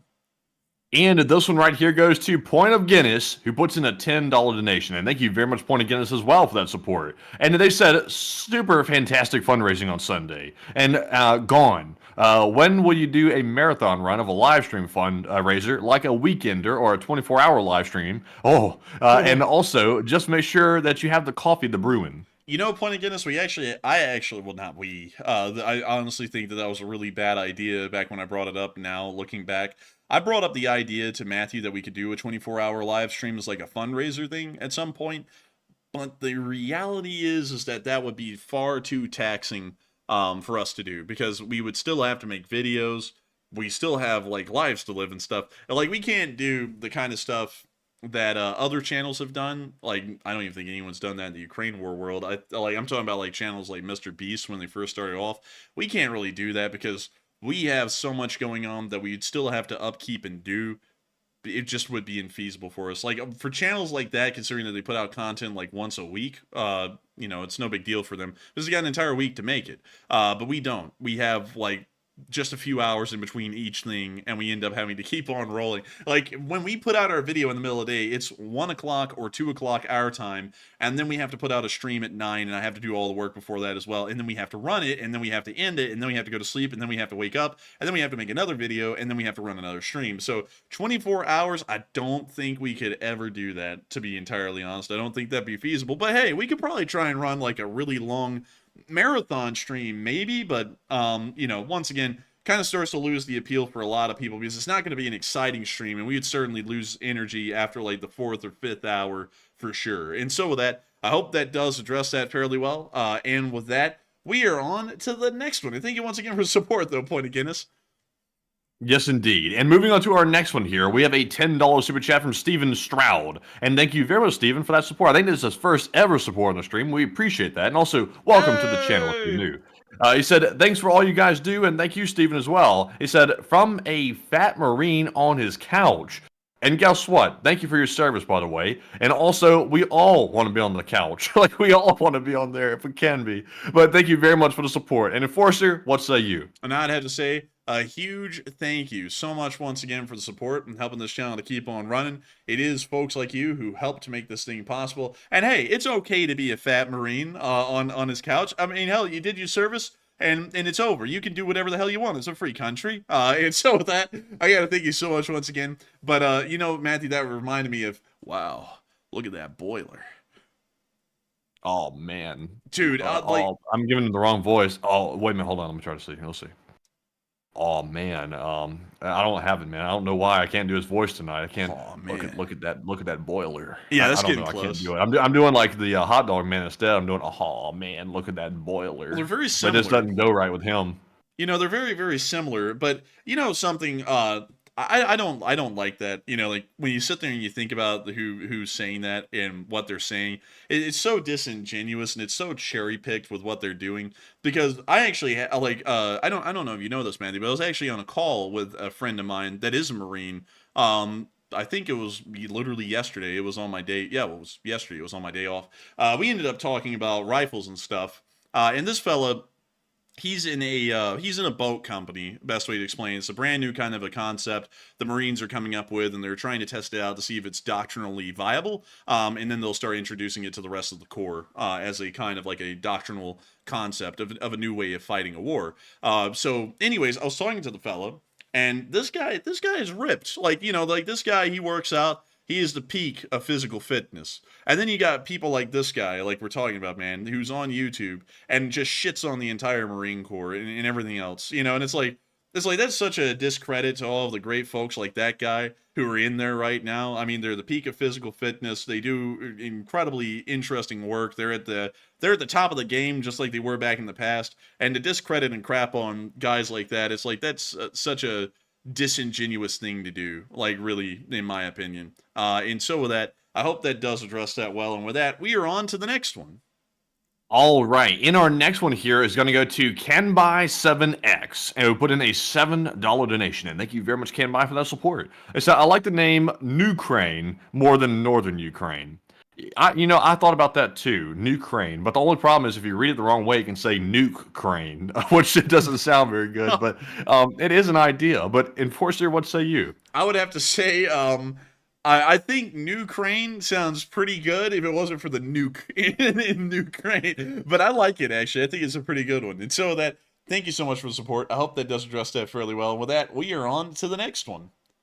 All right, in our next one here is going to go to Robert Johnson, who puts in a $5 donation. And huge shout out to Robert for that support. And also, huge shout out to Nick LSA for that support as well. A huge shout out to the both of you, Nick LSA and Robert, for supporting the channel. And no comments to address, but we appreciate it very much. And with that, we're moving into our next one, which goes to Wyatt Logan, who puts in a 5. And he said, I drove to Chicago. Oh, man, I alienated half the public. Oh, man, my show sucks. Oh, man, I want a free vacay to Ukraine for beer. Oh, man. Oh, man, well, you wanted a free vacation to Chicago, too, but then people gave him so much pushback he had to cancel that, and then just kept all the money that he got anyways.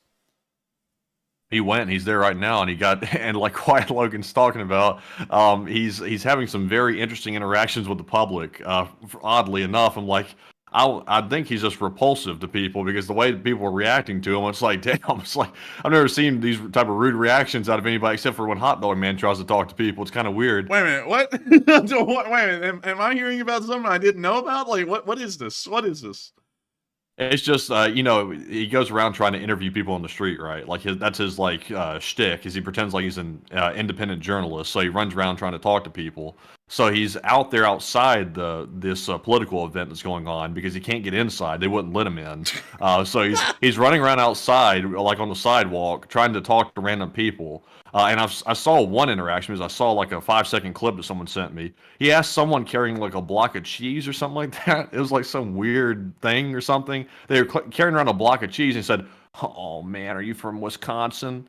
They said, "What do you think?" And they like walked on past them. It's like, damn. It's like they were not polite whatsoever. They were like kind of like really short and kind of rude. And he's like, "Okay, then I guess that was a stupid question," and he just walked on about his way. I was like, "What the hell is this, man? This is like cringy as hell. I couldn't watch any more than that." Knowing that clown too, he'll find out who that person is and dox them on his YouTube channel for his entire community to go attack him because he was too weak to say anything back to them while he was there.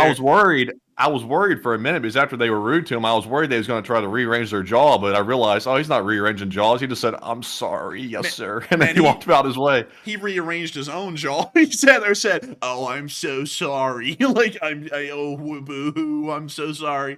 Oh, man, dude, I'm telling you.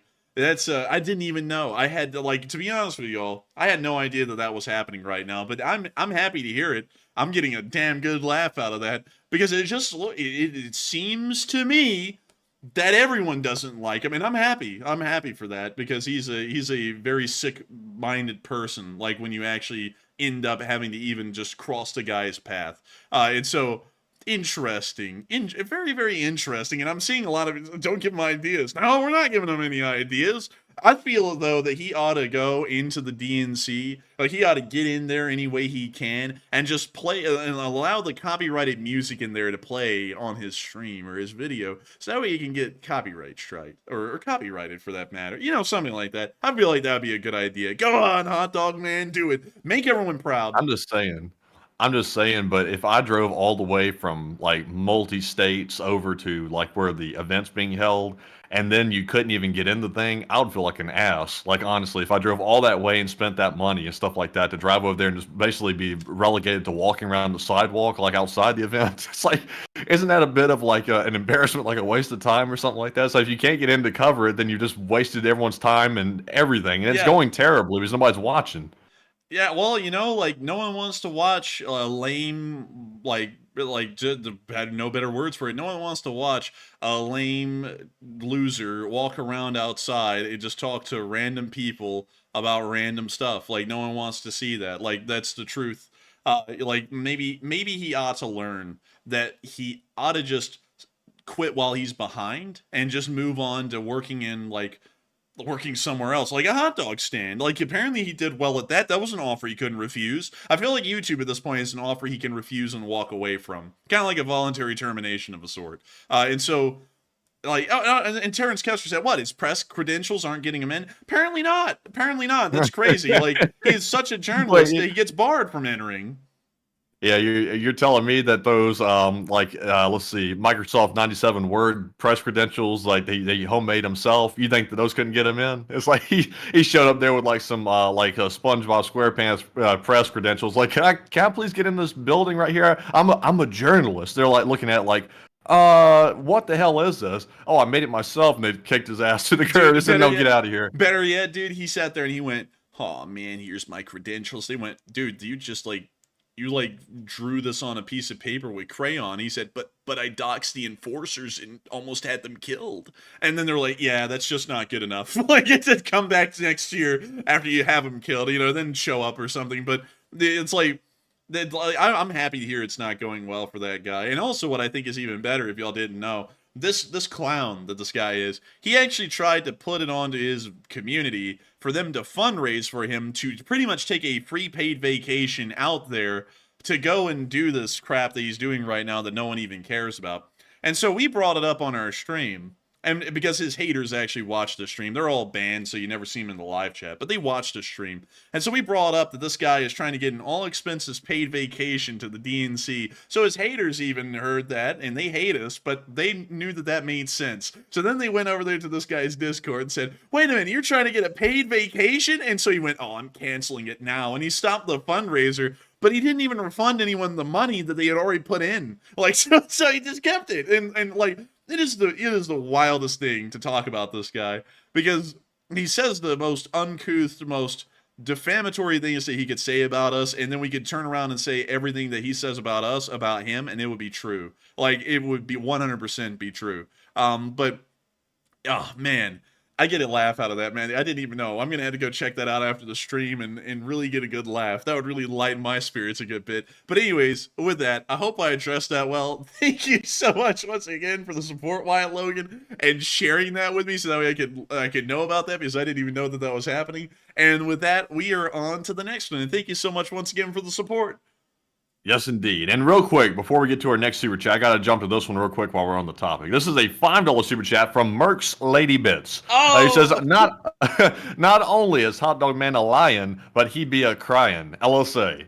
And long live the Lee Spring Army. And I'm guessing he's also crying. Matthew, is he crying? He's not crying publicly, but I'm sure when he turned the camera off, he was probably sobbing. Man, he's going, "Oh, I don't even have any Peruvian blow on me." Something like that. My dopamine. Most people, like seriously speaking, most people, like when they deal with the public and stuff like that, if you have an abrasive personality, you slowly like start losing that over time once you realize that doesn't really like mesh very well with like normal people when you come across as being an asshole, basically. Most people will kind of like smooth it out a little bit to sort of like fit in with society and get along with people. He's one of the rare instances I've ever seen. Like, he'll get like smacked down repeatedly by people after he treats people like assholes and they treat him like that in return. He will never learn from that. He just keeps acting the same way and expecting a different result, which is insane. But like, really, that guy's attitude just sucks. But hang on, Matthew, remember this? Oh my god, I'm hecking quirky. I have neurodivergence or whatever. It's like, no, you're just an asshole. It's like, that's what you like. It's like, that's what you are. Don't try and make it sound all neat. You're an asshole. That's what you are. That's what you've always been. That's what you always will be. That's why no one in the past has anything to do with the guy. That's why, like, that's the whole like, this guy right there. This is the whole reason why we don't have good relations with anyone else in the Ukraine war community, because he doxed us, harassed us, tried to get us killed, and then when we took action against that guy, he somehow, I don't know how, he spun the story to make himself look like an innocent victim, and the only people who believed it were the other Ukraine war YouTubers. No one else believed it. And it's just bizarre that what this guy is. He's a force of nature. He can just end up, and what's even crazier is that all of these Ukraine war YouTubers that sided with him, he slowly, one by one, tore their heads off verbally afterwards for some reason or another. The brain doesn't connect to the body, and something, the snake, you know, like break the snake, or, you know, something that rhymes with that. He said that. Like he's gone and attacked everyone. And then we just sit back and we go, we knew that was going to happen. We even told some of these people, hey, I wouldn't side with that guy because, one, he's doxing and harassing us, and two, he's going to come back and get you eventually. And that was like prophecy fulfilled right there. And now he goes around, and people who even in public aren't YouTubers, they can't stand him either. But anyways, with that, I hope we addressed that well. We have to move on now. Matthew was right. We have to move on. And with that, we are on to the next one. And the super chat goes to Kim Ott, who's also a longtime channel legend, and puts in a $10 donation, and thank you very much, Kim, for that support. They said, are all the Russian soldiers that are surrendering or being captured being added to the daily Russian losses list, or are they being considered something else?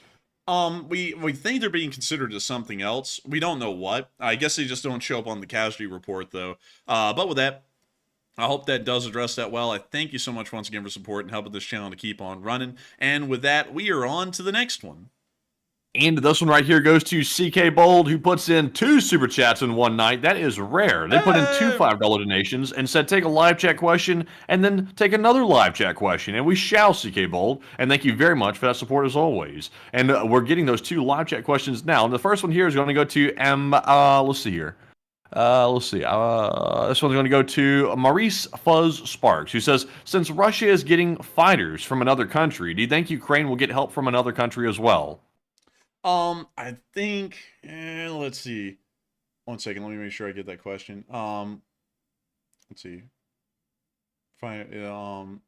Russia is getting some fighters from another country. I don't think Ukraine will be getting help from another country, though, because the West is wanting to avoid war, and actually moving Western forces from some country into Russia itself to fight a war inside of Russia probably will not bode well. And so with that, I hope that does address that fairly well. And we are on to the next live chat question. All right, and the next one is going to go to, let's see here, it's going to go to Frostbright Productions, who says, do you think the AFU is testing Moscow's air defenses on the outskirts with the recent drone attack? Probably so, because we did see that one drone made it into Lyubertsy, way on the other side of Moscow, somewhere over here. Actually, no. I don't know where it was. It was over here. No, there it is. Lyubertsy, right there. They did get a drone in there. So I guess they're just trying to figure out where the air defenses are the strongest and where there may be any ways through at the moment. And so with that, I hope that does address that fairly well. And with that, we are on to the next one. Thank you once again for the support, CK Bold, and sponsoring those live chats. Yes, indeed. And our next one here goes to Quantum Fighter, who puts in a 5 and says, for the brothers, the truth and the freedom. Hey, for the truth and the freedom, baby. And I gotta say, thank you so much once again for support and helping this channel to keep on running. And with that, we are on to the next one.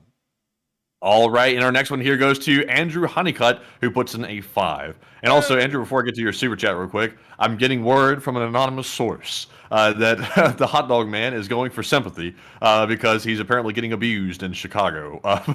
So, I don't know, who knows? But anyways, jumping into the super chat for Andrew. Hang on, wait a minute. Is that the thing that popped up in the, hang on. Oh, no, you don't have it. It's just me. Dude, Dude, go look at the DMs. Go look at the DMs on Twitter. Hold on a second. Damn, why's Twitter freezing up? Oh, let's see here. Oh, let's see here. Oh, look at that. Man. Okay, that's not going to go well. I can tell you right now, that is not going to go well. Just seeing that real quick right now, that's going to go badly. Like, he's probably going to come out not in a good shape. So wait a minute. He's talking about he's going to disconnect our jaws. Dude, you couldn't even try to do that back to him because he's got such a nice good at chin fat. He doesn't even have a jaw. He just has like a connect to his neck somewhere further down. I don't even know. Oh, dude, I've never seen a side profile of that guy, and now that I have, I don't ever want to see it again. The Jabba the Hutt looking bastard. But anyways, with that, we're on to the next one. So this one, I don't think I called out Andrew's super chat, but Andrew Honeycutt put in a $5 super chat and said, "Do you think the Kursk offensive is designed to be a Spanish ulcer, Napoleonic style, or a temporary bite and hold up while they open other fronts?" And LSA. I would have to say, very good question, Andrew Honeycutt. I would have to say, sadly, I've never heard of the Spanish ulcer. The Napoleonic Wars is kind of so overrated, I don't really pay attention that much to them. I'm so sorry to say that. Because everyone's going to be like, what? You don't know about the Battle of Marengo? No, not really. Or you don't know about Austerlitz? Not really. Like, funnily enough, Napoleonic Wars, I love the style and the aesthetic and everything, but I don't know, I just never really paid that much attention to it. But to answer that question, I think this is a serious long-term front in this direction, in my opinion, because the Ukrainians are expanding outwards, they're trying to secure strong flanks, and so I hope that does address that fairly well, and I thank you so much once again for support, Andrew Honeycutt, and helping this channel to keep on running, and with that, we are on to the next one.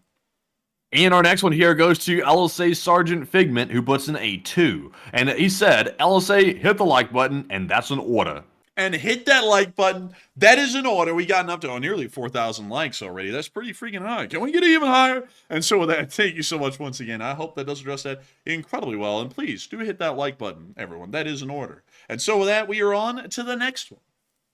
All right. And also, I was looking here at some more information. By the way, I don't want to rabbit hole too much longer on this because we're running late. But, you know, when people go and stand in the middle of riots and stuff like that, like, I don't know if anyone else has noticed this. People will go stand in the middle of a riot, and they'll end up getting messed up by the crazy people that are in this riot. And they'll get, like, hit in the face or something like that, or something physical happens to them. And then they'll come out of it talking about, oh, man, I don't know why that happened to me. I was just minding my own business. It's like you're standing in the middle of a riot. It's like, what do you expect is going to happen? You think you're just going to stand there and people are going to try to do something to you? It's like, it's going to happen. So I don't even know. Like, this guy's standing right in the middle of a riot, and I guarantee he's going to be the guy coming out of this thing when he gets injured by a lunatic in that crowd, talking about, have sympathy for me. Can I please do a new fundraiser? He'll be doing something like that, I guarantee you. But anyways, moving on. Say what? I said money, like I put money on that. Oh, yeah, for sure, man. But anyways, moving on to our next super chat. We have a $2 donation from Dunkel X. And thank you very much, Dunkel, for the support. He said, helping to fund the vacation fund also, and LSA. And thank you so much for the support, Dunkel X, and thank you for supporting the vacation fund. Hopefully, we will have a good one when it comes around. And so with that, thank you so much once again. Long live the LSA, and we are on to the next one. And this one goes to Bruce Lee, who puts in a 2. And thank you very much, Bruce, for that support. He said, for the ibuprofen fund, hello, Corgis, Marmot, and LSA.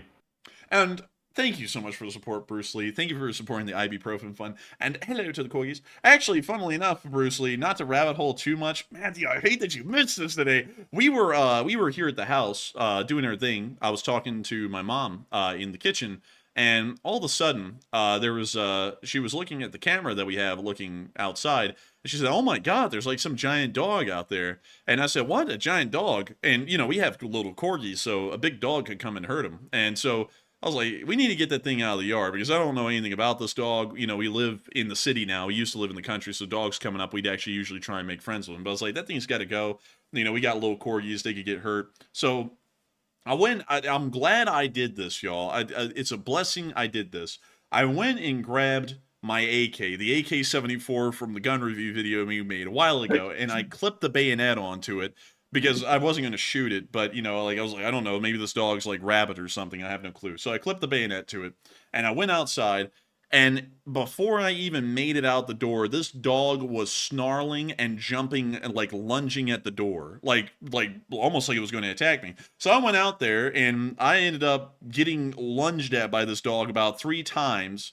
Came really close to having to like get it with the rifle. Like this thing was like rabid. This thing was feral nearly. I was actually scared out there for a little bit because this dog was getting so damn mean. So eventually I had to end up just charging a little bastard and then eventually ran off. But that thing was scary. So then after that, I came downstairs and I grabbed the M1 Garand with the 16-inch long bayonet because I was like, if that thing comes back, I'm not messing around with that thing. It's either getting capped or it's going to get poked, one or the other. Because that thing was brutally vicious. I mean, hell, we were talking about that for a good hour or two after it happened because it was the most mean and aggressive dog I have ever seen in my life. Like, it would not run away. It would just constantly charge at me and try and attack me. Like, if I didn't have that AK, like, just pointed straight at it with a bayonet, I think that thing would have actually lunged onto me.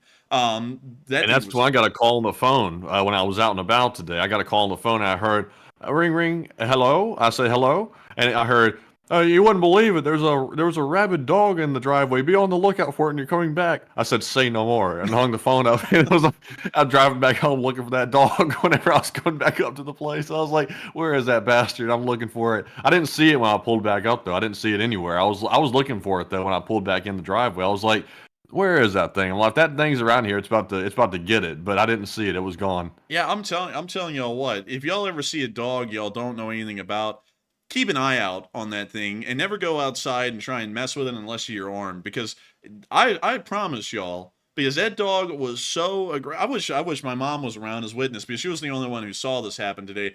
That dog actually charged me like 3 times. It was about to jump me. If that gun was not in front of me with that bayonet on it, that dog would have jumped me and probably latched onto my arm and taken a good chunk of it off. That was one hell of an angry dog. Like, I've never seen a dog like that in my life. Like, I expect, because every dog I've ever dealt with, like, if I went outside and said, get, like, they would run. Like, they would just run away. Like, I've never seen a dog get aggressive like that and then start trying to lunge at you. I've never seen anything like that in my life. So I was very lucky that I took the precaution of taking the rifle because who knows what, like, I may have been in the hospital this afternoon and a stream would have been might need some bullets in it though. Next time when you run across this rabid dog, might need a couple of rounds. Yeah. Yeah. But anyways, I hope that does address that well. We had the hot dog man in dog form out there. Oh, actually, no, that thing was a little too aggressive. Hot dog man would have been one of the dogs to run away immediately. Aw, man. But anyways, with that, I hope that does address that the best I can. And with that, we actually have 2 more super chats to address, and then we're going to be getting into the live chat. So what do we got, Matthew?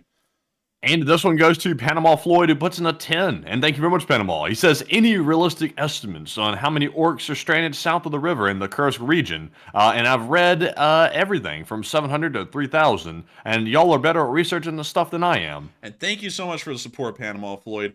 Right now, well, our initial report was 700. We understood that it was some sort of a border guards detachment in the area. Now we've heard, according to updated intelligence, that apparently it's not a border guard element anymore. The border guard element actually moved out and was replaced before the bridges were blown by an entire Russian motorized rifle brigade of some sort. That's what we're hearing at the moment. So right now we're assuming it's a brigade-sized element of about 3,000 men instead of the original border guards detachment of about 700 that was there when the offensive began. And so with that, I hope that does address that fairly well, at least based off of what we know. And with that, we are on to the next one.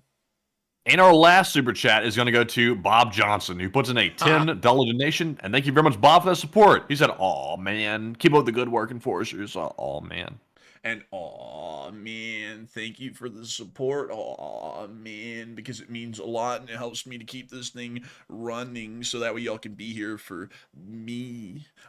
With that, thank you so much once again. I hope that does address it well. Also, I see a lot of people saying, dang, Enforcer was up against Cujo. Yeah, and that dog was not small. Like, I'd guess it was maybe about an 80-pound dog. I mean, that thing was getting on up there for, like, how big dogs get. I mean, it was like a nearly large-sized dog that was doing this, and that was what was even more concerning about it, is like if a corgi was outside, that thing probably could have grabbed a corgi and shook it like a rag doll and broken its spine or something. You know, it's like, I'm I'm not messing around with my corgis. I love my corgis. If another dog comes in the yard and starts endangering them, that other dog's going to go. I mean, they're like, I won't make any ifs, ands, or buts about that. But anyways, with that, I hope that does address that well as the final statement on that thing. And with that, it's now time for us to move on into some live chats. Sadly, due to time constraints, we'll only be able to grab about 3 of them. And so with that, Matthew, take it away. All right, so first up, we have the Morse code decoders of the stream. And tonight we had Cliff Simonson, Mark Hodges, Earl Bernew, Kevin J., Paul Schultz, and David Millsaps. They said, the Morse says, Russia is really squirming now that the situation is truly worsening, and another 10,000 Chechens ready to go, and keep up the great work. And that is the sound of money. And y'all got that dead on the nail. That was the Morse code message of the night. I got to say a huge congrats to y'all for getting that correct. It's amazing to know that it's the 99th day of the war and y'all are still getting that dead on the nail. Pretty incredible stuff. And with that, I hope that does address that well. And we are on to the third to last question of the night.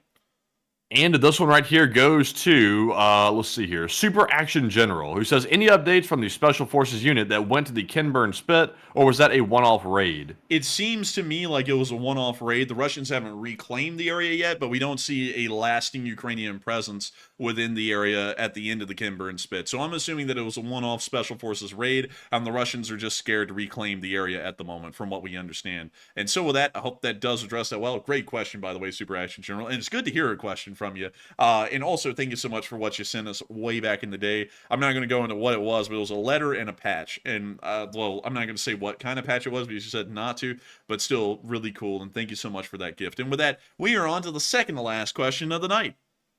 And this one right here goes to Judy, who says, if Putin is gone, do you think that would end the war?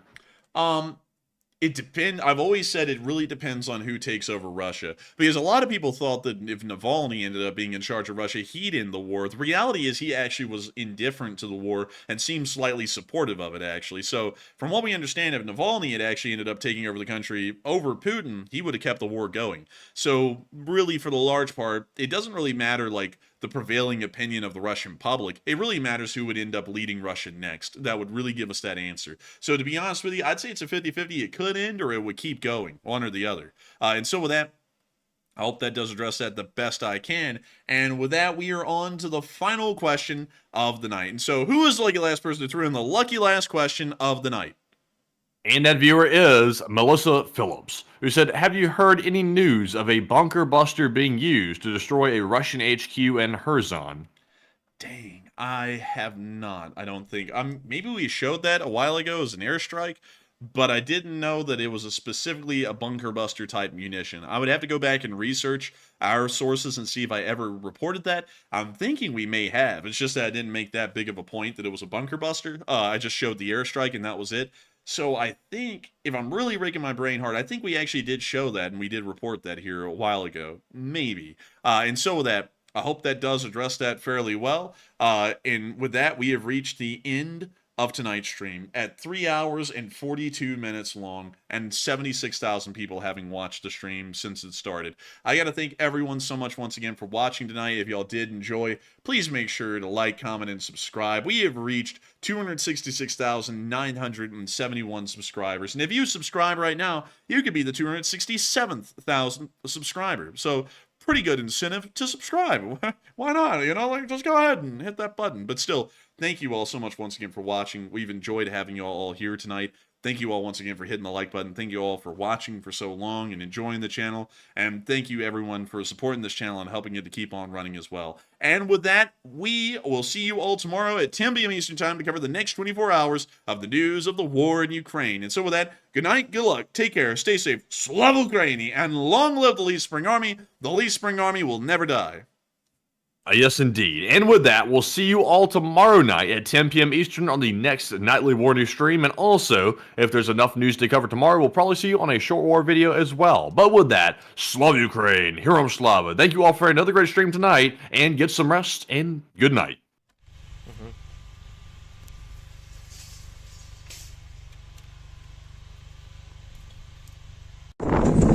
Yes. The Lee Spring Army sends its regards